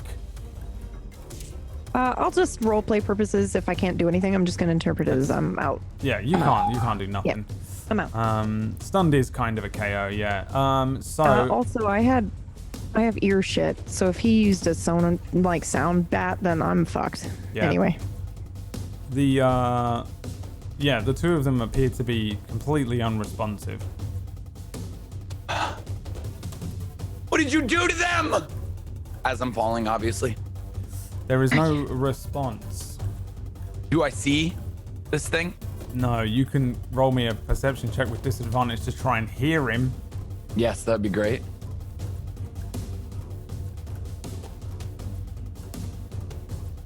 I'll roll it twice. Yep. 21. Damn, a 21 and a 22 on your rolls. The 21. You hear the rush of the wind and everything, but you can also hear this kind of these bat wings they sound like they're off maybe 10 feet away from where Eero is, and they're moving down and past you quickly. This thing is flying like away from you and down. You have a very kind of vague idea of where he is.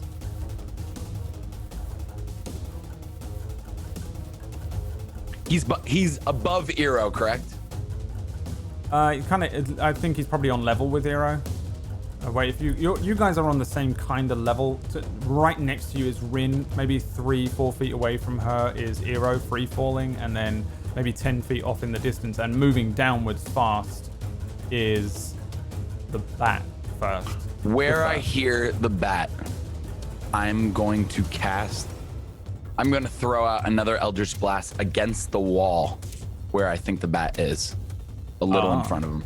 Okay, that's I still want the disadvantage, but you can roll me an attack roll, and you're trying to. I'm trying to hit like rock, so it like will throw him off of his fly, or like all right. hit him or screw him up. Crush him under some rocks. Give me 2 attack rolls or whatever you're doing. Crush him, but you don't want to crush him. I mean, I'd love to crush him, but there's got to be. Yeah, crush him, sure. All right. Disadvantage, correct? Disadvantage still. All right, left hand. 10. 10. You for sure hit the chasm, but it's way too far up. You can hear the rocks and stuff breaking, but they might catch up and stuff, but it's pretty. This is the one. You hear it's kind of sound, but yeah, nothing. Not good enough. Great. It's too far away. Right hand. God. Same thing. These 2 shots, they're veering off wildly. Something's wrong. The pain in your hand, the confusion, the rush. You've definitely got something wrong with your eyes as well, I think, where you've got like dust and bits of small stones or something maybe hit you in the eyes with that attack. Can you ready reactions, Fred? Reactions are always kind of readied. Okay, cool. I can Reactions do it. Okay. just happen when the triggering thing happens. Usually it's damage or whatever. You just get one of them per round. I will I'm gonna hold on to Rin still while I was doing this. So it was like holding her and just left hand, right hand, and I'm gonna keep holding on to her. And can I try and reach out to Eero as well with my movement? Or would that be an action? I think you can do that. Yeah, Okay. you can kind of grab them. You're not really manipulating them too much, but you're holding on to them so that you can, one in each hand, kind of stable. Don't gift this, please. Yeah. All right, let's see. Next is Eero. So you pretty much just need to make me a con save. Oh, no, sorry. You guys are stunned until the end of the bat's next turn. What? Sorry, I read it wrong. So you're actually still stunned. Rin, you are still stunned. And Drift. Am I stunned? Maybe. Well, you're knocked out. You're being worked on right now by a dwarf up above. Stubby though? Stubby's chilling. He's adding. You can just hear the soft, faint pitter patter of nails going into your body or whatever he's doing to fix you. Drift. Make me either a dexterity, acrobatics, or athletics check. God, they're both not great. Versus, I'll roll it on the screen. I don't have a thing, but I feel like it's important that I roll as much on the screen as I can here. Just get low. Little John, get low, get low.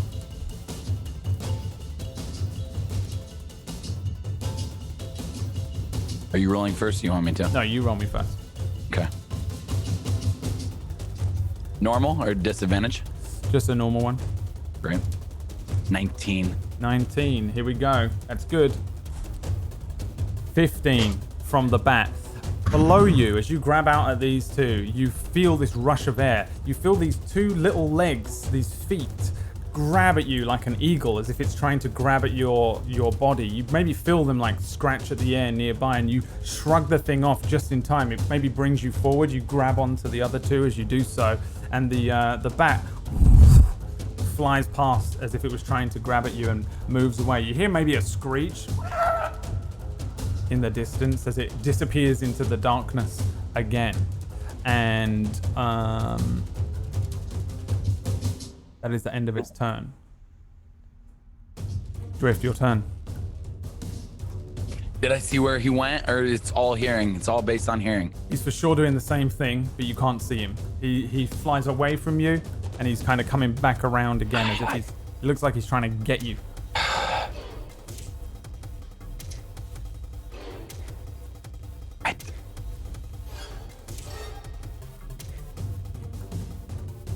This is so frustrating. I'm just falling, dude. Yeah. And they're both knocked out and stunned. What do I do? They're not stunned anymore. They're not. Oh, I thought it was the end of his next turn. That was it. Oh, okay. Okay. Just Do they realized. both wake up right now? I think at this moment, yeah, they kind of, Yeah, you see okay. them like, Rin! Drift. We're still falling. Can you save yourself? Save myself? How? Can you save yourself in any way? Do you have any sort of way to grab onto anything, or can you save yourself as we're falling? Well, I'm gonna try to maybe make it not hurt so much when we hit the bottom, if we ever hit the bottom. What were you thinking? I can teleport one of you. Hero.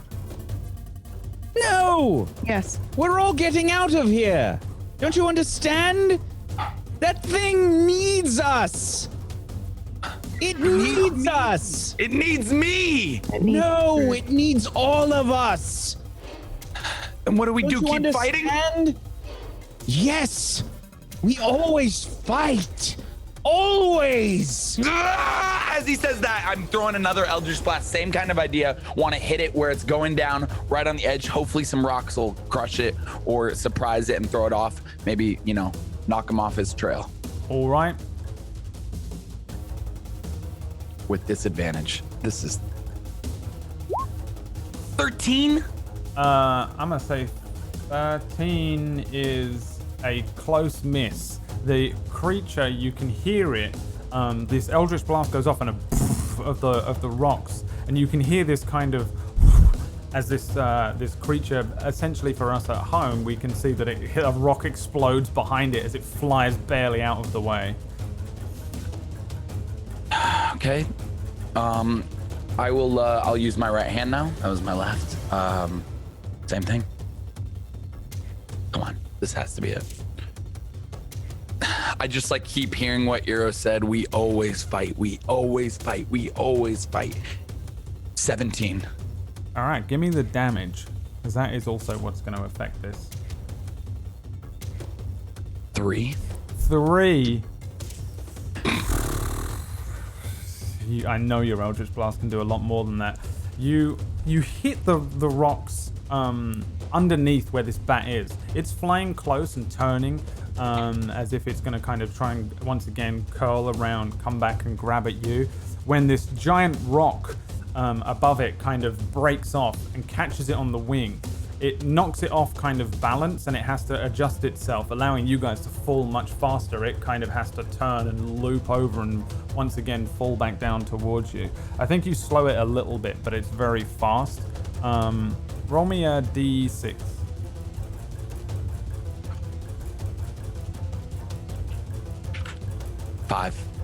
Five. Okay. Anything else?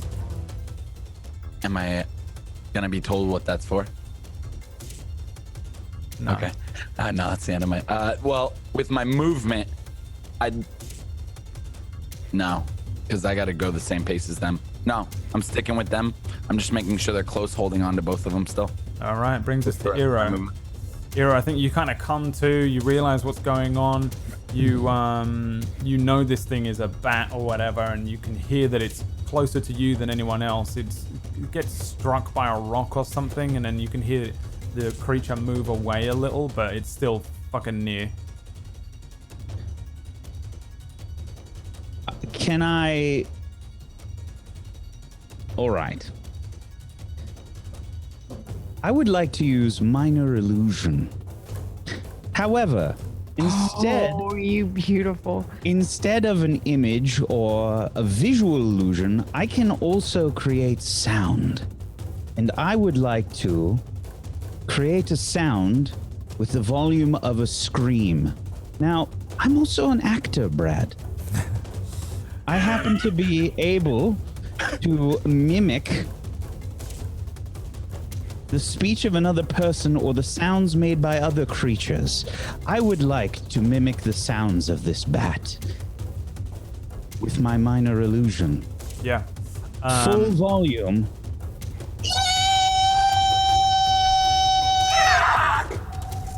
Yeah, it goes off. Give me just a charisma check. What the fuck was that?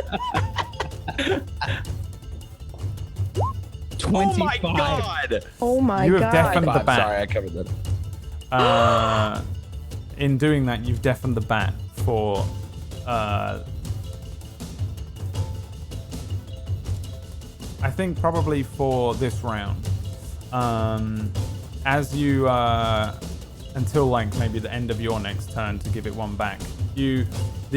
The creature, like, you can't see it, but you hear it screech, and the screech is way too far away. You suddenly see this kind of like form close to where you are, but it's not even trying to grab at you, as if it doesn't even know where you are. It flies past and then flies upwards into the darkness. You guys are now free falling. It sounds like the bat isn't near you right now at all. All right. And then, yes, I'm going to try and shake off the condition. That's a con save? The incapacitated one? Yes. Yeah. That was at the end of my turn, yes? Okay. Indeed. 16. 16, and you need to beat, I know it's high. Unfortunately, you don't remove the condition.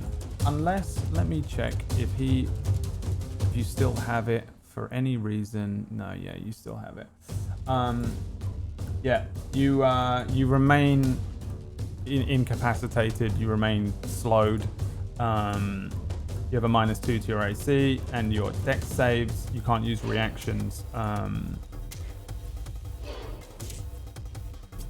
And you're incapacitated, which is, honestly, it's not too bad while you're falling, but it's not great. Is that the end of your turn? Yes. Rin, That's it. your turn. You see all this happen, but you guys are still falling fast. And I can't see the bat anymore? No, or hear No. it. Okay. Oof.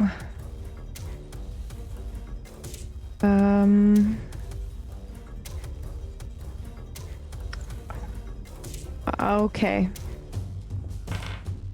I'm gonna try something insane again. Okay. I have something in my inventory that I've had since day one. It's an arrow that can't be broken. Okay. And I would like to, while I'm holding on to Drift and Eero. Still have it? Yeah, I still have it. Oh yeah, no, you wouldn't have it though. You haven't got any of your Oh, stuff. because we lost all of our shit. Every- Oh yeah, okay, yeah. Then never mind, I don't. You only have any of the items you got outside of the gate. Yeah, But then I find out next time if we did have that item, what would have happened Yeah. on a special Round the table episode. yeah, okay, in that case then if I can't see it, I want to blindly cast a fireball, I guess, in the direction of where it is. Try to light it on fire. Fireball? Firebolts thing Jesus. that we have. All right. Yeah, okay, you can... We have that. I'm going to try it. All right, make me an attack roll with disadvantage. Firing Okay. into the dark. Okay. Oh wait, where did it Oh. Did it pop up on the screen? Okay, there we go. Oh my god. 5. Oh my fucking god. Yay. All right, PB, I don't know what the hell is going on with you and your rolls lately. This is honestly worse than Peachy Pixel 8, and I can't deal with it. Natural one. Is it only this Honestly, show? no. It's been exceptionally bad on this show, though. Roll me a d20. You're winding me up now, okay? Please don't get a 12, because then we're just gonna lose the final boss if we even get there. Okay, no pressure. That I have no control over this thing. Don't get a 12. What is it? A 1d20? D20, please. Okay. Because you need confidence. That's why. 5. A That's 5. the secret to all of my rolls. Pure, unadulterated confident. You must believe in yourself. Give me a d4. 4. You take 4 damage as when you fire this thing off, like it twists your wrist at an awful action. It kind Yeah. of kicks your hand back too much and it sprains Because your I'm wrist. not expecting it and it just comes And- out. Okay. Yeah, you take the 4. We'll say bludgeoning Okay. damage. I don't think it matters. As you fire this thing off. Is that the end of your turn? Oh yeah. Oh yeah.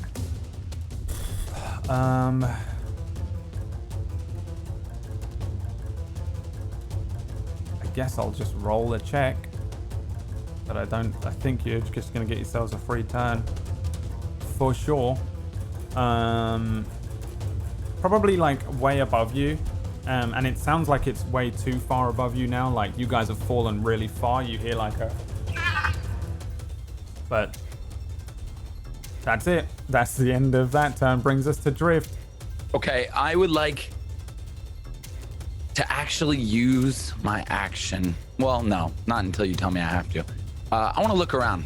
Can I see what's around us? Are you were saying maybe there's like spots of fire, or are there any like? No longer. No, that was way up at the top. It is pitch blackness around you. There's the rush of air. You know that nearby, like somewhere over that way, maybe 15, 20 feet over that way is a wall. chasm wall. You know that maybe 5 feet to the other side of you is a chasm wall. Have you ever been in like complete darkness where there is zero light at all? Yes. It's weird, and you really, really very quickly lose any sense of like left and right, let alone if you don't have your legs on the ground, you would lose the sense of up and down. And I think the only sense you have of any kind of up and down is that you heard a screech somewhere up that way, and also you are falling, so you get this sense of gravity and kind of idea of where down is, but it's not helping you too much. And I think you're very not helping at all, you're right? very disoriented, and you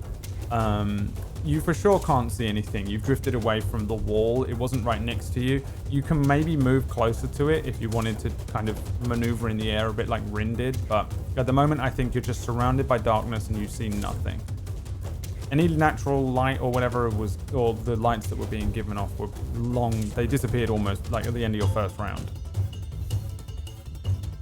So for the flame on, we can sort of tell that it unnaturally ends, like when we were in the aquatic dungeon.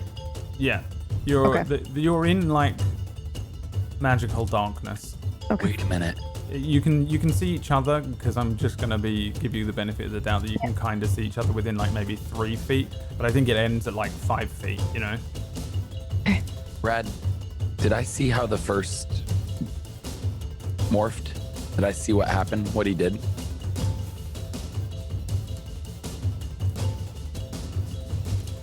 You did. How was that? It looked like he turned into a giant bat. I want to turn into a giant bat because I am the first. You want to turn into a giant bat. What check do you need to make me here? Ooh, make him roll a 1, 2, 3 in a row to do it. Well, no, I just listen. I've been doing it so far today. Give me a wisdom check. Okay.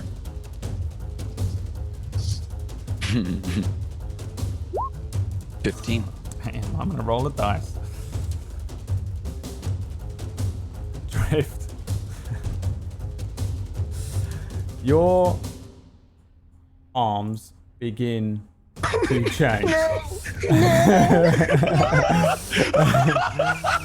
Oh my god! Your arms. This is one of those begin times where I was like, Brad's gonna be like, shut up, John. So we cut back to the gate of fire.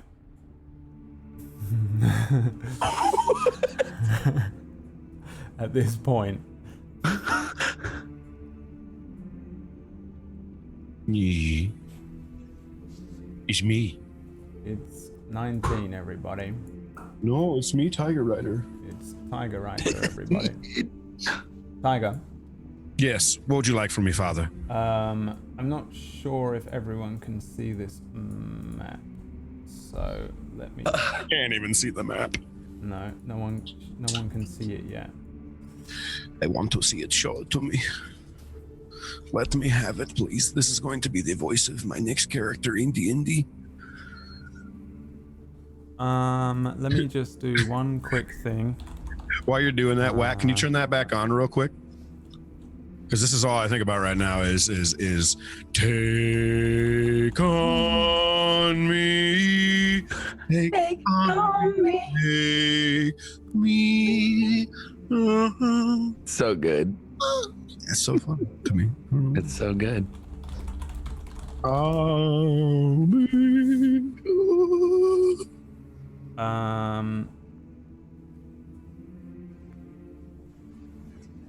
Okay. That one throw you for a loop, Brad? Nope, not at all. Good. It was one of the I was only just wondering ways if we were demonetized already. you were gonna save yourself. Let's see. So, let me bring you over to here. Everyone, tell me if you can see stuff. Can you see I this see map? it. I see it. Others? Other players? It's only for me. Other players can see? Yes. Yep. I Alright. see it's like a lava Okay, good. line. 19 and Stubby, you walk into this chamber and you walk up, you start heading forwards. Ahead of you is a pool of fire. Behind it is the real Death Singer. He is dressed and standing in exactly the same way he was before, the masks around his waist. Behind him are two Praetorian cultists. Behind them, up on that kind of viewing area, on this in an empty bowl, sat as like kind of on top of an open lava pool with purple flame coming out of it. You see the figures of Athena, who I don't think anyone met. Just remind me, no one actually met Athena. We just saw a scene of her, so we know who she is as an audience, I think. But you guys didn't actually meet her or interact with her or even hear about her, right? Apart from maybe Rin, did you? I heard about her. I heard her name dropped, but I don't know what she looks like. No. Okay. She is stood armed to the teeth. She is an old tiefling woman, and very old. She's unnaturally old. She has like her skin is paper thin, brick red. She's got these kind of Wait, does she camouflage into the room? she's got She's these. red? No, she's not that red. But she has. I don't know why I can't show anyone anything on the screen for some reason. Roll 20, please. There we go. Her horns are kind of old and eroded in places, almost like like they're chipped, and like old bricks would be. She has this set of resplendent kind of armor, but even that looks like it was made for like a king or a queen, but has been completely tarnished over time. She's unnaturally old. Next to her is another cultist that nobody would have seen. You definitely wouldn't have seen 19. It's this another tiefling. You can see that his horns are a little larger. His build is relatively slender, and he's wearing the robes that Death Singer is wearing, that the Praetorians are wearing. He has one of the masks on that Death Singer has around his waist. Although he has a copy of one of the other masks there, it's on this mask, and it's the same as the ones that you had. There is a strange sort of set of shapes, but it's mostly you can make out like a star with all these ancient runes and symbols around them. And you can make out that other people are in the room. What do you want to do first, just in case you don't want to move further into the room here? You're walking down a corridor towards them, and they all kind of just seem to be standing, awaiting you. Are they looking at us? Oh, for sure. Everyone's waiting for you to arrive. I'm not going to take my eyes off them. I'm going to keep my eyes forward and only look at them, and I'm not going to look at Stubby in the slightest. Stubby's just following you. I think if you move ahead, he moves ahead. If you stop, he stops. Yeah, you can move up to the end of the corridor and position yourself pretty much wherever you want to go. I think I'll just throw Stubby here for now, and you probably walk up a little further and enter I would the room. say by the time I get upstairs, can I A, do a perception check, B, do another Arcana check for kind of what we were going over earlier, for the blurring in and out thing. Yep. And we'll do those two for now, so I don't, Perception first. Yep. 17. Are you looking for anything in particular, or you just want to see what's going on around you? I want to see what's going on around me, and I'm also looking to see, firstly, is that the gate where they're standing? I'm looking to see if that would be the gate, like if you can give me an idea of what that looks like. And also if everything seems real in here. And like if everything seems like the people that are standing, like Death Singer, if I can see him, the cultists, everything. Does it look like it's an image? Does it look like it's real? Yeah. All that. That'll be an investigation check. So give me that as well, because that is it's in your 25? repertoire. 25. For sure, everything is real. The Even walls, yep, everything. The walls and everything kind of are still doing that weird blurry thing for you, but it's not too bad. I think it's not enough that you're taking any penalties to vision necessarily. It's just that you can see that it's still affecting your vision a little bit. You see that there are other members in the room. Most of them are just Praetorians, but you can see that the figure that Rin was kind of followed by, the drow woman that was following Rin in Rosegard and kept meeting with her, is also in here. And they're all standing around, and when you walk in, I don't think there is no gate here. There's no like big door. There's no gate that it looks like an actual gate or anything like that. This just looks very similar to the chamber that would be kind of above you area. It opens up like you'd expect. This looks a bit like one of those kind of drawing rooms in a mansion where the stairs go up and around with a viewing area, maybe more like a church where you would have pews along the bottom side, and then sometimes they have those secondary areas that you can view from, like a viewing thing above you. But for the most part, there's really not much in here. It is just this pool of lava in the center with this relatively large plume of dark purple fire coming out of it, and then the same thing up on the next level behind them. The only other notable thing that's going on in this room is that Death Singer is standing forward. Again, he seems completely unarmed apart from the sword. He doesn't seem to have any armor on. The others, the cultists, look very similar to the ones that were upstairs. They have those robes on. Their eyes look a little milky. Athena, the drow, and the other masked figure don't really have the milky eye thing. Do I notice the one to the left that has white hair? Yeah, that's the drow. So I don't think you met her, But her name is Zare. She followed Rin around a bunch. Rin interacted with her a few times, but you for sure didn't.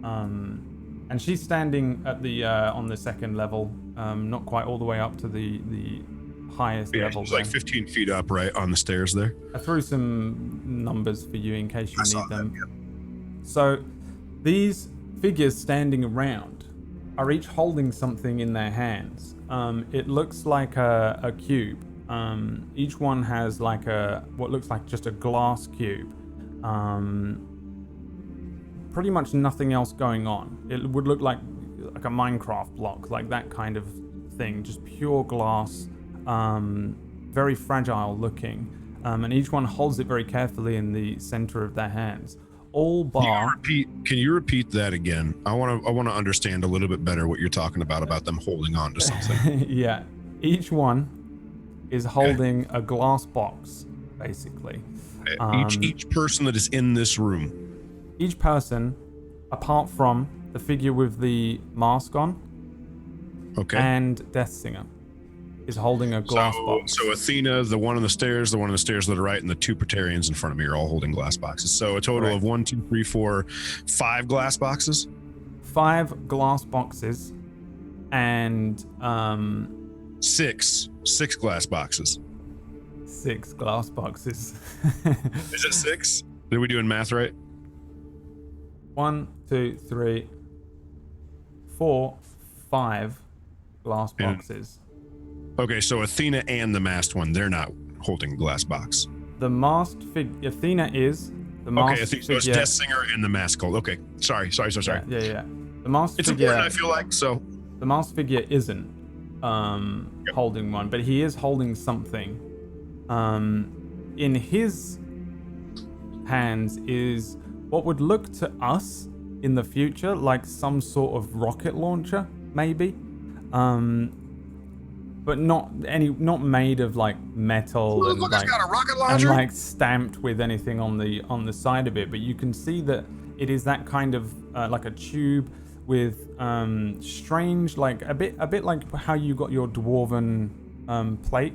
These big kind of interlocking plate sections that run along a single tube. At the far end, though, it doesn't have a hole. There is what looks like a giant great crossbow bolt or a ballista bolt kind of thing in there.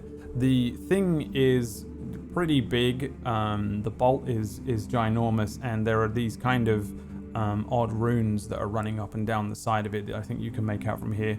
This thing looks like a ridiculous weapon, and he's kind of aiming it down at you, resting it somewhat on the bolt that he's sat in.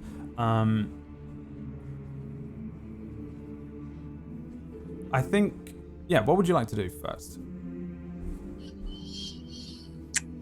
Talked about the investigation. We talked about the perception. We haven't rolled the Arcana. What was that for? For the dizziness that I'm having happen and the Hasmal potential stuff and seeing where it's coming from. I think you're still experiencing that weird blurry wall thing, but not anything, nothing more overt than that. How much time has went by? Since you walked through here? Yeah, since because you went to the fight and stuff. I mean, obviously there's time frame, like a minute. Just a minute. Unless you walked super slow, you're not that far away. How long has it been since potential Hasmal spoke in my brain? 2 minutes. 2 minutes? Okay. Oh man. I am walking slow. I would say that I'm walking slow and I'm looking forward.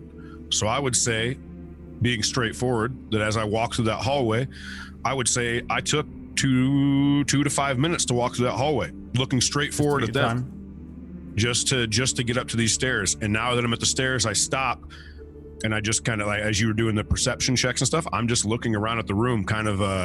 I want to say that with the most you can see of 19's face, he looks. I wouldn't say amazed, but he looks kind of stoic. He's just looking around like. I guess the best way to put it is he's looking around like he knows what the fuck is going on. And because he's doing that, he's slowly taking his time. He's kind of almost like, I don't want to use the word cocky, but like once again, he's trying to act like he knows what's going on, like he knows why he's there and all that kind of stuff. And he's just kind of looking around because he also feels like he feels like he knows that they need him. So he's kind of slowing it down, especially slowing it down to see if anybody calls out to him. I think when you walk in, you take your time. Everyone is watching you. Deathsinger is kind of just standing in a villainous pose with his fingers kind of together, and he's watching you. He may be... give me an insight check.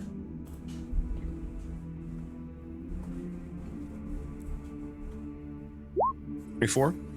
He has a kind of a twitch of a smile on the side of his head. He seems to be pretty happy with how this has turned out and what's going on. As you walk in, he starts to walk around towards you and says, "So, you're just going to help us, are you? I don't suppose you have any idea what that entails, Warforged." Stares probably blankly for a good 30 seconds to a minute at him. Does it really matter what it entails? Or does it matter more that it's done? It certainly matters that it will be done.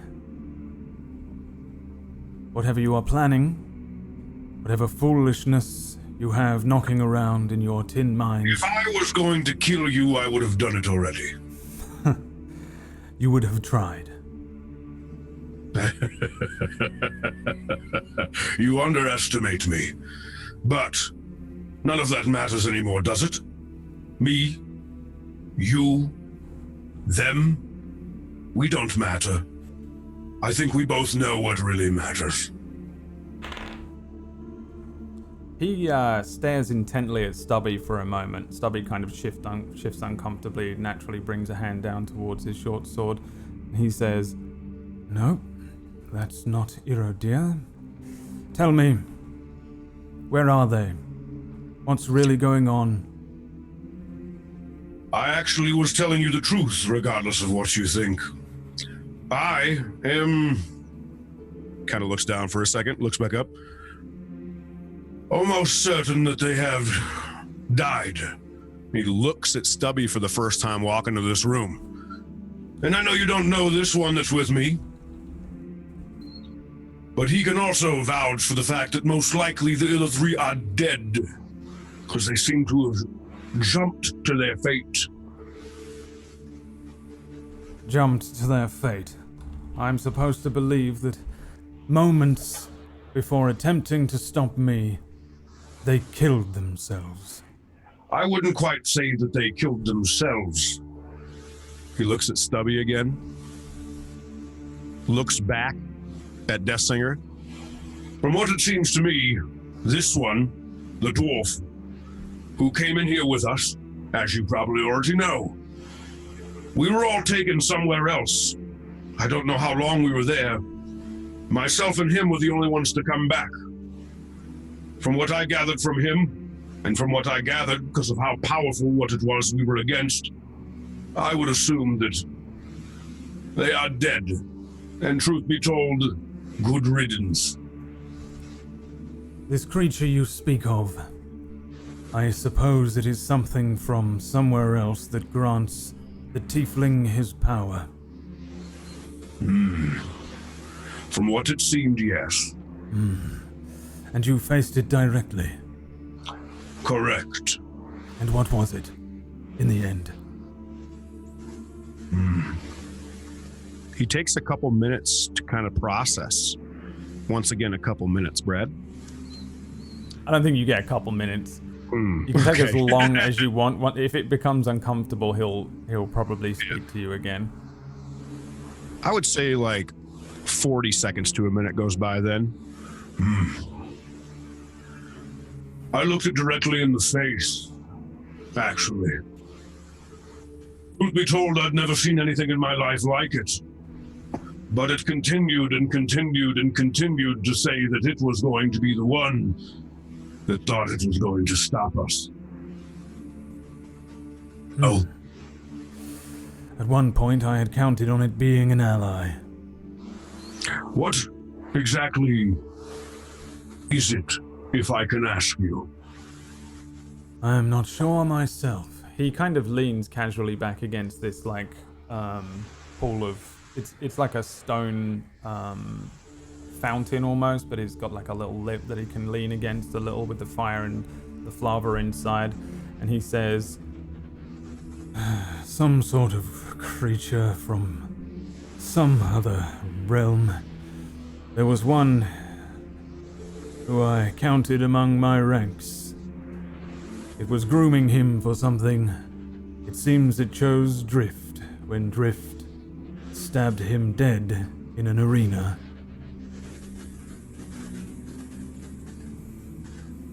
You say stabbed him dead in an arena? That fight against Walter took me a long time to train that man. Drift took him down as if he was nothing but a petulant child. Yes, also why I'm quite confused as to what was going on when we were there. So what you're saying to me is that it was Walter? No. It wanted Walter for something in the end. I never trusted him and I wasn't sure.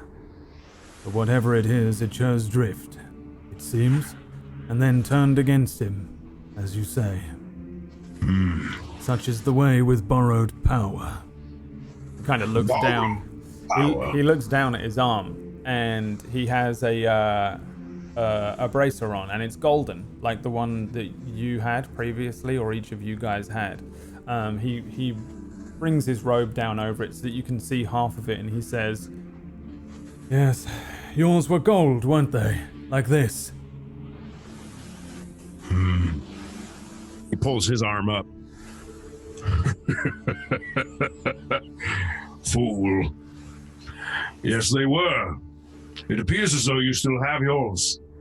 He waves his hand over it, and it turns black, like it's the same design, essentially, the same size, but it looks like it's made from like a black metal or obsidian or something. It just looks very sleek and frictionless. There's a light glow from the fire in it. There's a single gem in the top of it, which looks like a cracked and broken ruby, and he says, "Yes, borrowed power." He covers the bracer again and says, "I know of it very well, but I welcomed it." As did I at first, until I realized what it was going towards. Not the right side. And you failed, and yet you returned. How? That, And it looks around. that has been the hardest part for me to understand, and the only way I can really answer that is, I assume it's because I was meant to be here with all of you. Meant to be here, that is for sure. But how you came back is what I want to know. If you have failed your pursuit, shouldn't you be dead? I can tell you what happened to me specifically. Brad, I would say that he tells the story, and the story probably takes a little bit of time. Yeah. He probably tells the story of him floating in space. He probably tells some of the things that he saw in space. He probably talks of those phantom-like creatures that tried to attack him. He probably tells him everything, and it's not it's not long, obviously, because it would get interrupted. You buy as much time as you can. But I buy time, and then I end it with kind of, And then, as the phantoms were attacking me, I'd expressed to them yet again, wherever I was, that they were not going to take me. And as I did that, something happened. Something much larger than them placed itself in front of me. It told me that the only way I would get out of there was to join it, but I denied it because I knew that there was something bigger. Much bigger than it even. Something happened. And suddenly I started flying at speeds I'd never known I could. And then I crashed back down here next to my compadres. I had a feeling when I was out there. I had a feeling that everything that had happened was not only supposed to happen, but me being out wherever I was, it was very black, dark. Every now and again I'd see something, but I just floated. Any other mere mortal that would have went out there would have died of suffocation or something of the like. I had a lot of time to think. I had a lot of time to think of what I was put through and where I was taken. Another reason I am here to complete this. I understand how you felt. For me, it has been a long wait.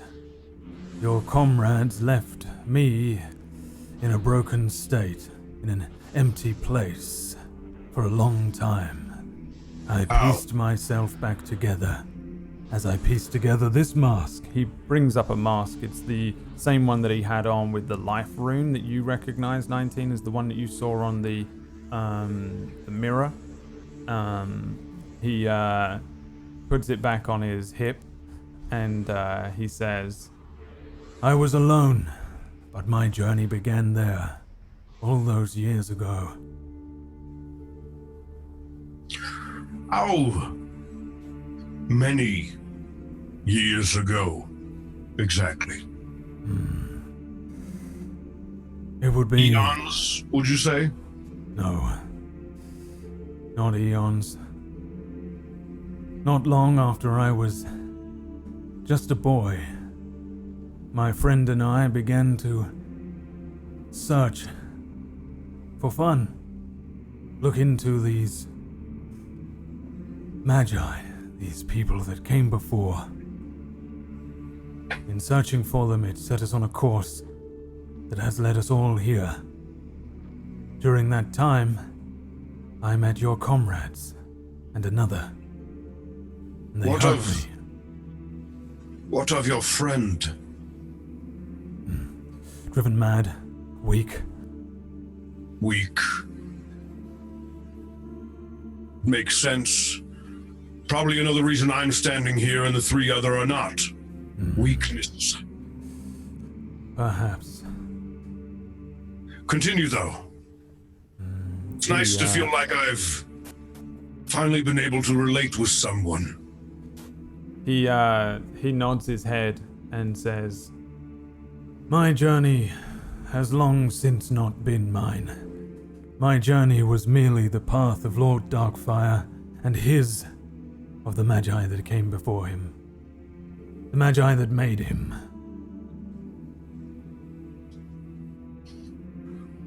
I think, and you can correct me, and this is just a hypothesis, but before I was taken out to the wherever I was thrown to, there was a woman. She reached out to me. She spoke to me. It was the first time I had felt warm and safe since I had come to, if that makes sense, since I was able to understand that I wasn't just a row, whatever we are, as Warforged. And apparently, I have that sneaking suspicion that whatever these magi are, it is because of who I am too. Then that would be foolish. You are a creation, a tool to be used, little more. Do you still think I'm a tool to be used? We are all tools to be used now. Yes, We are you're here correct. at the end. I am not sure what will come after this. Yes, but again, does it matter what we think about and what we care about? The only thing that matters is that it's done properly the first time. But I must ask you, How long do you think we let this one live? He looks to the dwarf. Stubby is standing there, kind of looking at you both, and he points at his ears. Nods. Like, shall I take him out?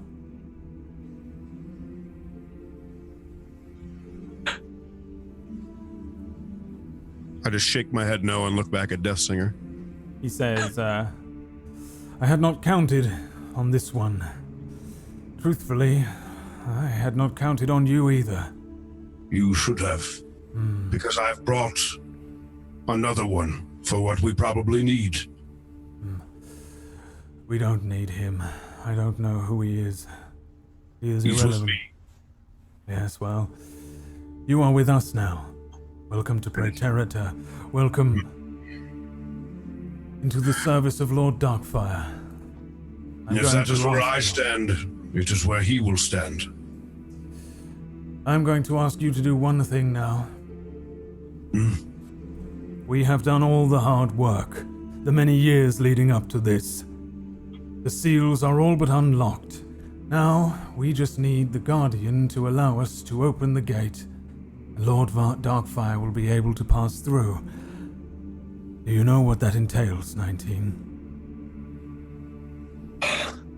I want to roll a check before I do anything and answer anything. Sure. What do you want to roll a check for? Say what he said one more time. Do I know what that entails? Do I know what that entails at all? Any idea whatsoever? You can give me And an Arcana check with disadvantage for this info. 21. My God. 21 is weirdly not really high enough, but I will give you as much as I think you probably can ascertain from just piecing together anything here. He said that the seals are all but unlocked and they need a guardian to allow us to open the gate. You know that I am the guardian. The energy of Hasmul is within you. The gate cannot open without you opening it. You are the key to the lock, and whatever it is, there's a reason that there isn't an army of people down here. There's probably a reason that you guys weren't all murdered at the gate, and you clearly willingly have to do something for him.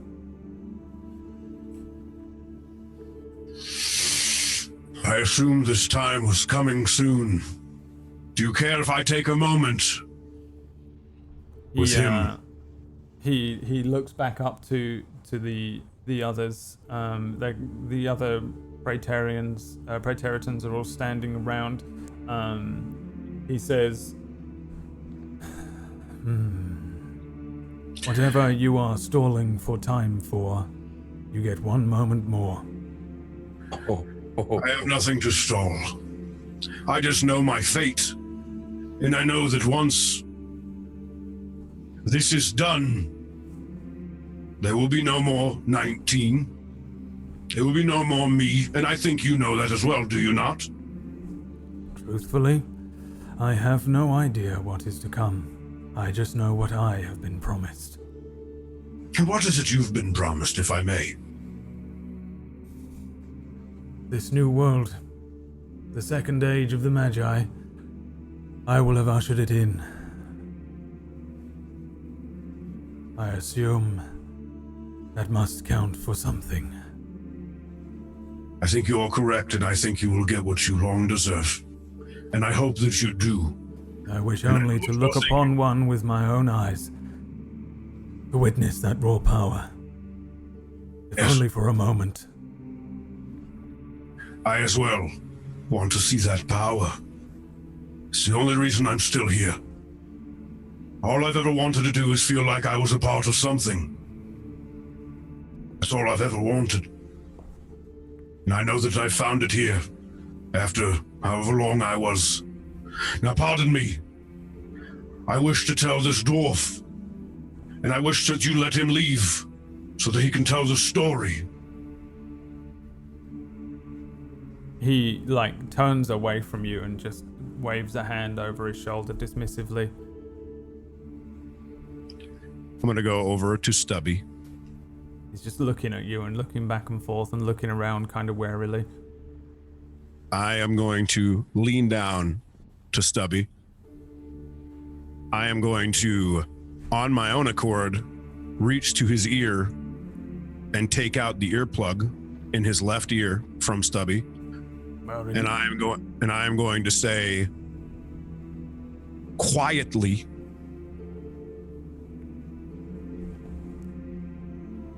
in fact, I'm not going to say anything. Okay. I'm going to look at Stubby with my back turned to the rest of the people behind me, and I am going to wink at Stubby and nod my head. And then I'm going to start rambling to Stubby about random shit. Yes. You can be free, or you can stay and choose to watch all of this. But if you stay to watch it, you must understand. Right. I think he was implying that he didn't take out his earplug. Yeah, I did not take out his earplug. Oh, you didn't take it out. Sorry. I did not take it out, no. I thought you took it out and winked at him. Nope, Okay, I left it in and now I'm just mumbling on to him and I'm continuing to talk. I'm going to make an insight check for Stubby, but okay, carry on. Okay. Winks his eyes and looks at you. I just nod my head yes. And then I am going to be, in whatever form you want to say it, Brad, I am going to be continuing to talk to him and continuing to talk to him and continuing to talk to him and continuing to talk to him and continuing. All right, I think you get about like 30 seconds before Death Singer says, "Your time is up. Come now. Follow me." I turn back. I understand, and I will be there momentarily. I think you understand and my own self understand that you need me. So you will be patient. Haven't you been patient? I need you indeed. But if you will not come willingly, I will drag you into the fire myself and open the gate. You wish you could drag me. I'll be there in a second. One. Make me a wisdom saving throw with disadvantage. I'm turning around to walk towards him just as a note as he says that. Yeah. You still want me to roll it? Yeah, absolutely, yeah. 20. With disadvantage, right? A 20. He says, he clicks his fingers as you turn around, and you feel this wave of energy pass over you, and he says, oh wait, no, you have disadvantage, roll it again. Okay. 12. You feel a wave of energy roll over you as he casts Dominate Person on you. Okay.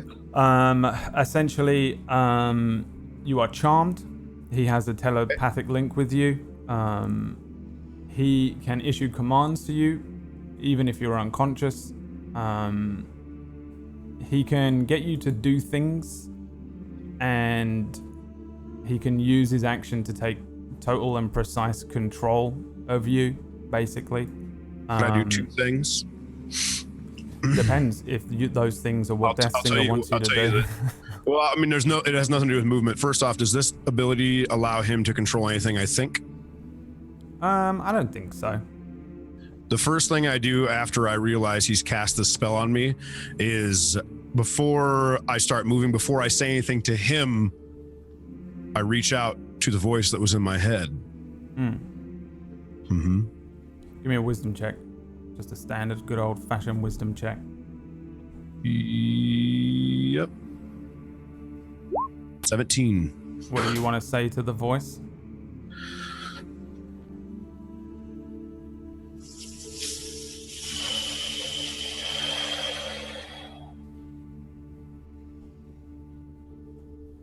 The time has come. It's now or never. You better hurry, all of you. And then I'm going to be speaking to Death Singer afterwards. The voice of Hasmol responds, but quietly and almost weakly in your mind, and says, I do not have the energy yet. Then it is up to me. He says in his head. Whatever you do, do not let it pass through the gate. And the voice is gone. You can't speak to Death Singer because he snaps his fingers and points up the stairs, and he forces you to walk up the stairs to your left. He forces you to walk up all the way up, and he follows you up there as well to the edge of the fire, which is up on the top level. Just a quick note. So I have literally zero control over any kind of movement, correct? I will tell you why. The ring. Okay, that's fine. Yeah. I assumed it was the ring. The ring is. That's why he said, "Welcome to Praeterita." You're marched kind of up the stairs, and he once you're close to him, you can see he looks old. He looks tired. His movements are exasperated. He's not. He seems to come across as kind of flippant or relaxed, but he's not. He just seems exhausted. It seems like everything he's doing causes him maybe like effort, not like necessarily physical effort, like he's on death's door, but it's just taking him a long time to do things, and he's exasperated with this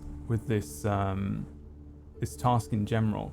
He walks you up towards where the fire is, and while he's doing so, he's speaking to you. He says, "We have planned for as many outcomes as possible. I had hoped that this would be one of the others. Frankly, I wasn't sure if this ring would work on you. There was another. When I went back, there was a terrible, roguish figure. He hurt me. They all hurt me." Points to some scars that are on his body. You can see all these varying scars. He points at the one on his cheek and says, This one, that came from acquiring that ring."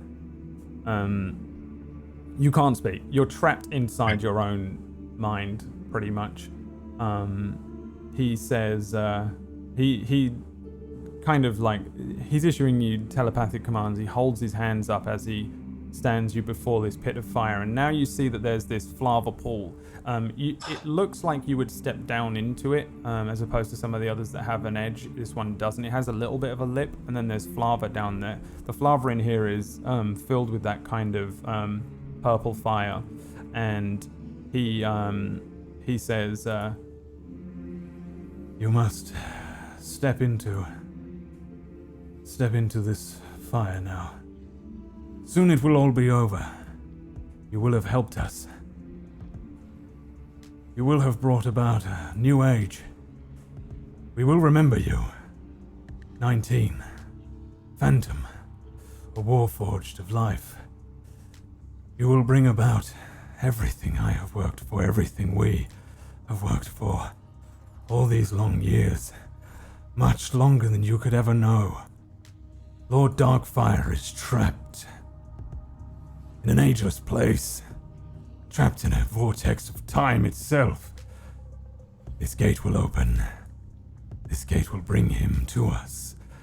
Together, we will rise, and it will all be thanks to you. Step now into this fire. Step in and open the gate. Guardian, key." You may make me a wisdom saving throw with disadvantage to try and disobey this order, if you'd like. Oh my god. I would like to, but I also want to ask you two things. First thing, you were pretty already answered this, I think, but there's literally no movement that I can do on my own, like my hands. I can walk, right? Like he's making me walk, but can I do anything with my hands? Nope. Okay. Secondly, I have something that has been used for other characters. I would like to ask if it's something I can use for myself in this instance because of the instance we're in. And I'm going to roll, but I would like to ask about Hasmal's blessing that I have right now. What does that let you do? Well, what it does allow me to do is allows me when a creature within 30 feet of you makes an attack roll, you can use a reaction. But basically what I'm asking you is for cannon, because it is Hasmal's blessing, if there would be a way for me to use something like this on myself, even if it's not that effect, even if it is that effect, whatever it might be, even though it's not an attack roll. Basically, it's asking because I got Hasmal on my side to a certain degree, and it's a blessing, so I'm asking for anything. And if you say no, it's fine. I'm trying to come up with things that could say be. no. It doesn't help you in this situation. So then a wisdom saving throw with disadvantage. Yes, please. That would be a 14. You have to beat a much higher number, I think.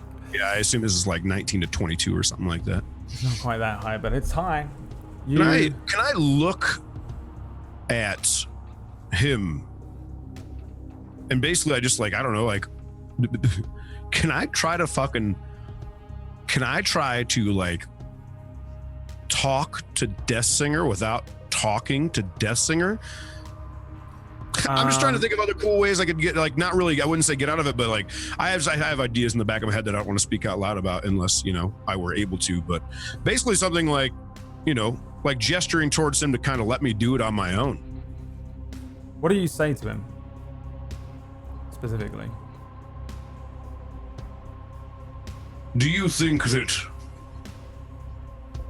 I could do this on my own, considering I've been shackled most of my life? This will be the last choice I get to make on my own accord.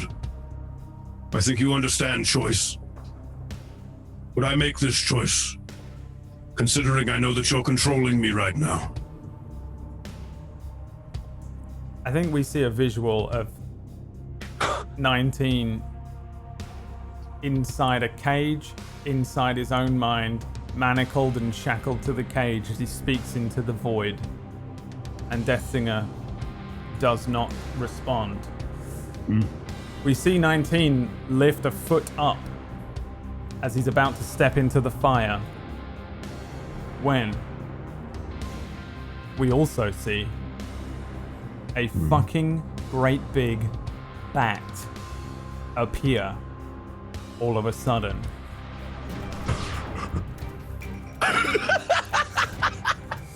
Can I be playing the immigrant song on my fucking fire loot, please? The Flight of the Valkyries.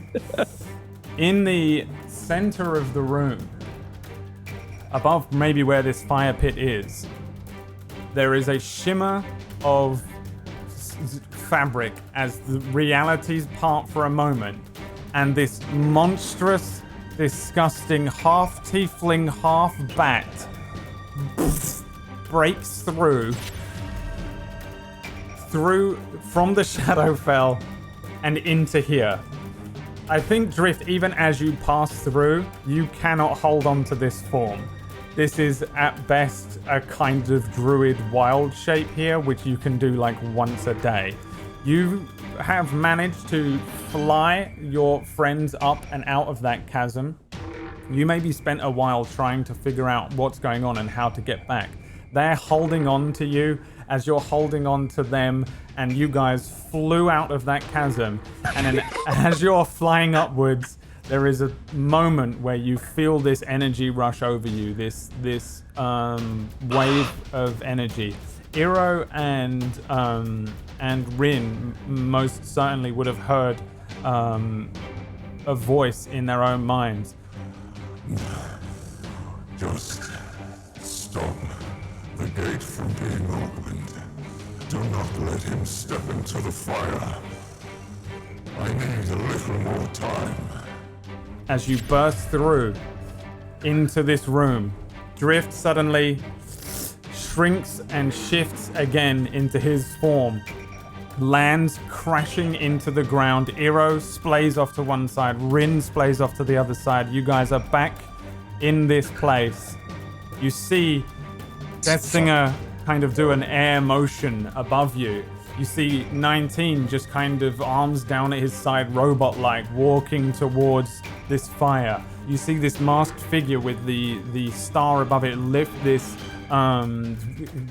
weird artifact up with a bolt and aim it down towards you and suddenly bark an order at the others. You see everybody spring to life. Athena suddenly leaps up out of the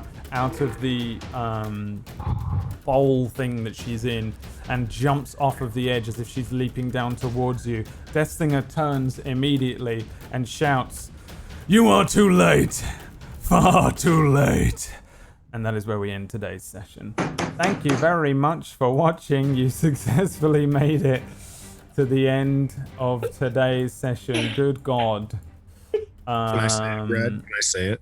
Can you say what do you want to say? It's 100% the final next week, isn't it? 100%. The finale will be next week. Fucking 49 and 50 will be the roundtable discussion. Oh my God! It worked out really well. I honestly swear to God, you would have died if you had dropped to the bottom. You had 6 more rounds, I think, or 5 before you. Is that what I rolled for when I rolled 5? Ground.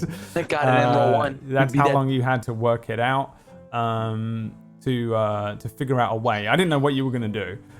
Whatever it was, you could figure it out. I thought that you. I would have been okay. I did have a plan. I had a plan. I figured that you would come up with something eventually, but if you didn't, I had a crazy Eero plan. I was very, very prepared for you all to smash into the ground, and if all 3 of you died, I would have just seen what 19 done, and this would have ended either ambiguously or with whatever would have happened here.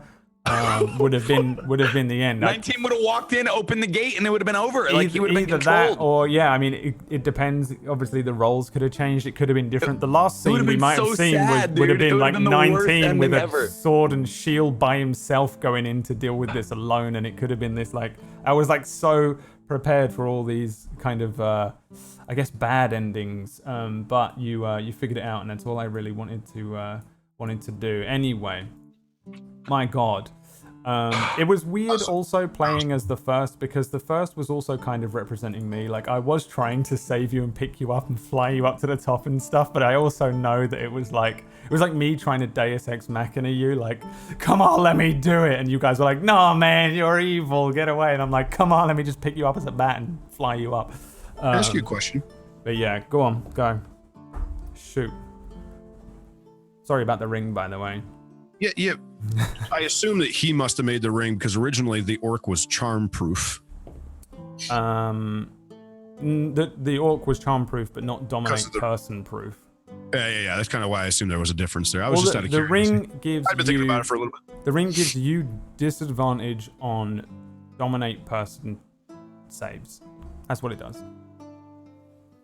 Okay. It also gives you some other shit like being super intelligent and maybe other things that we'll find out next week. Yeah, I have very big curiosities. There's something else about that ring and we just don't know it yet. Yeah. That was a really intense episode. It was very intense, and I'm right here with you. I feel like the weight of the world has been lifted off me as well. We get one more session. There's almost no way that I could see this going on for 2 more sessions. I do not know how you possibly could do it. It's down to this. You've got a week to figure out what you want to do next. How dare you doubt our ability to delay? I'm going shopping as soon as I land. We'll see. I want 50 episodes of gameplay. Yeah, well, we'll see about that. We'll see. I'm not going to write it off, but I can't imagine that it will be the case. We're all going to jump in the fire right when we get there. No! And then we'll do a shopping episode. So, yeah. In heaven. Congratulations. 52 episodes would be an entire year. Sorry. It would? Oh, well. Yeah. I don't like that. We're going to do that round table. It'll be an entire year. I've got OCD. I'm not allowed to do things that are all perfect and neatly done. I need to exposure therapy myself to stuff, so it's probably the best way I can do it. Let's do a quick round of shout-outs, and then we'll head on out, and we'll see you next week for the almost definitely finale of gameplay, and then 2 weeks of roundtable stuff. Just make anything up to fit in. Let's start with the man who started us off today, Mr. Tiger Writer. Where can people find you and stuff and things? Hi. You've probably heard this before. You can find me on Twitch at twitch.tv/TigerWriter. Like you're writing a piece of paper in front of you, not like you are. I'm a tiger? Writing. Oh. Sorry. What? Finish your statement. that was it. That On was a it. tiger. On a tiger. Oh, I see. I thought you were just wanting me to talk to you for a second. I'll always talk to you. Oh, okay. Anyways, you can find me over there on my Twitch channel. I have a Twitter and Instagram, all that stuff too. If you just Google Tiger Rider, you'll find all the things you want. Thanks for watching our campaign. And I don't care how much this might make people sad, but I am deeply disheartened that the next week is our final episode. Don't do it. No, I am doing it because it's the truth, and I like reality, and I'm a realist. And on top of that, I'm okay with it being the last episode as much as I'm not okay with it. I'm okay with it because I understand that things have to end because that's a part of life. Like, I'm gonna die someday, but I'm also really sad about it because I don't want to end, just like I don't want to die someday. So it's all round, and it makes sense to me. Perfectly balanced as all things should be. Yes, perfectly balanced death. Like your fucking dominate person spell, you little cunt. Yeah, Oh my God. It's Bam. a bullshit one. Yeah, well, I'll discuss all the reasoning for things eventually, but we won't do it now. We'll do it on the 51st episode, never the 52nd. What if my little fairy would have gotten the ring? Would we have fought the little fairy instead of the orc? I just thought Save it for the round table. Save it for the round table. Save it for the round table. No, it was all just get the ring to 19's finger, or whoever picked it up or got near it and whatever. Could have been any of you. It If actually 19 is. didn't pick it up, he would have not been charmed right there. The whole way this worked out is crazy. Well, no, Christ. The whole way it worked out that 19 was the only one that went back because he was separated from you for a while, and you know it all just worked out really well thematically or whatever. But Yeah, amazing. Anyway, John, where are you at in the week? What are you doing? Honestly, I'm going to be doing this entire week is thinking about next week. So if you guys want to join me on that energy, I'll be in the Discord just watching you guys type theories, because I am not as smart as most of you in the Discord. And I don't say that with like you being like, oh, John, you're smart. No. I just don't. That's not where my mind thinks. I have like, I don't go there. So I listen to all these theories and I'm like, this is genius. Yes. This is exactly what's going on. And I love it because it helps me understand the world and the lore more. So please keep it up because I am lurking in there. I check it on like, it's part of my regular. It's like, all right, Twitter. All right, Instagram. All right, Discord is like, it's in the regular, like not any other Discord, not even my own personal Discord. Like that Discord, that Darkfire Discord is all I do. So make sure to go in there if you're not in there. And I love you guys. I've literally been everything in this show. I've the curse breaker, the vampire turned into a bat, insane, been a crocodile. Like this has been one of the most eventful D&Ds I've ever been a part of, and it's so cool. So I'm gonna be definitely a little sad next week, but all things must come to an end. All good things must come to an end. Thank you guys. Love you. Yeah, there we go. I also am not as intelligent as half the people in the Discord, so they're probably just gonna be really disappointed and be like, wait, it doesn't make any sense. It does not make any sense, man. I'll be like, yeah, it's because my brain is dumb. Someone else whose brain isn't dumb, PB, where can people find you? Oh, can you skip me, please? No. I am failing my constitution. I need to know where people need to know where you're going to be in case they're not here Tomorrow next I'll week. be doing Nocturne. Come hang out. Coming up when? I hate you. It's 5 p.m. So on Wednesdays. Whack, go. I don't think you're done yet, PB. Yeah, no, you got a lot more going on. Where's your stream? We all got like a minute or two. You can. Yeah. I don't have to She's go gone. yet. Oh, I do have to go on. She's gone. Wax Steven.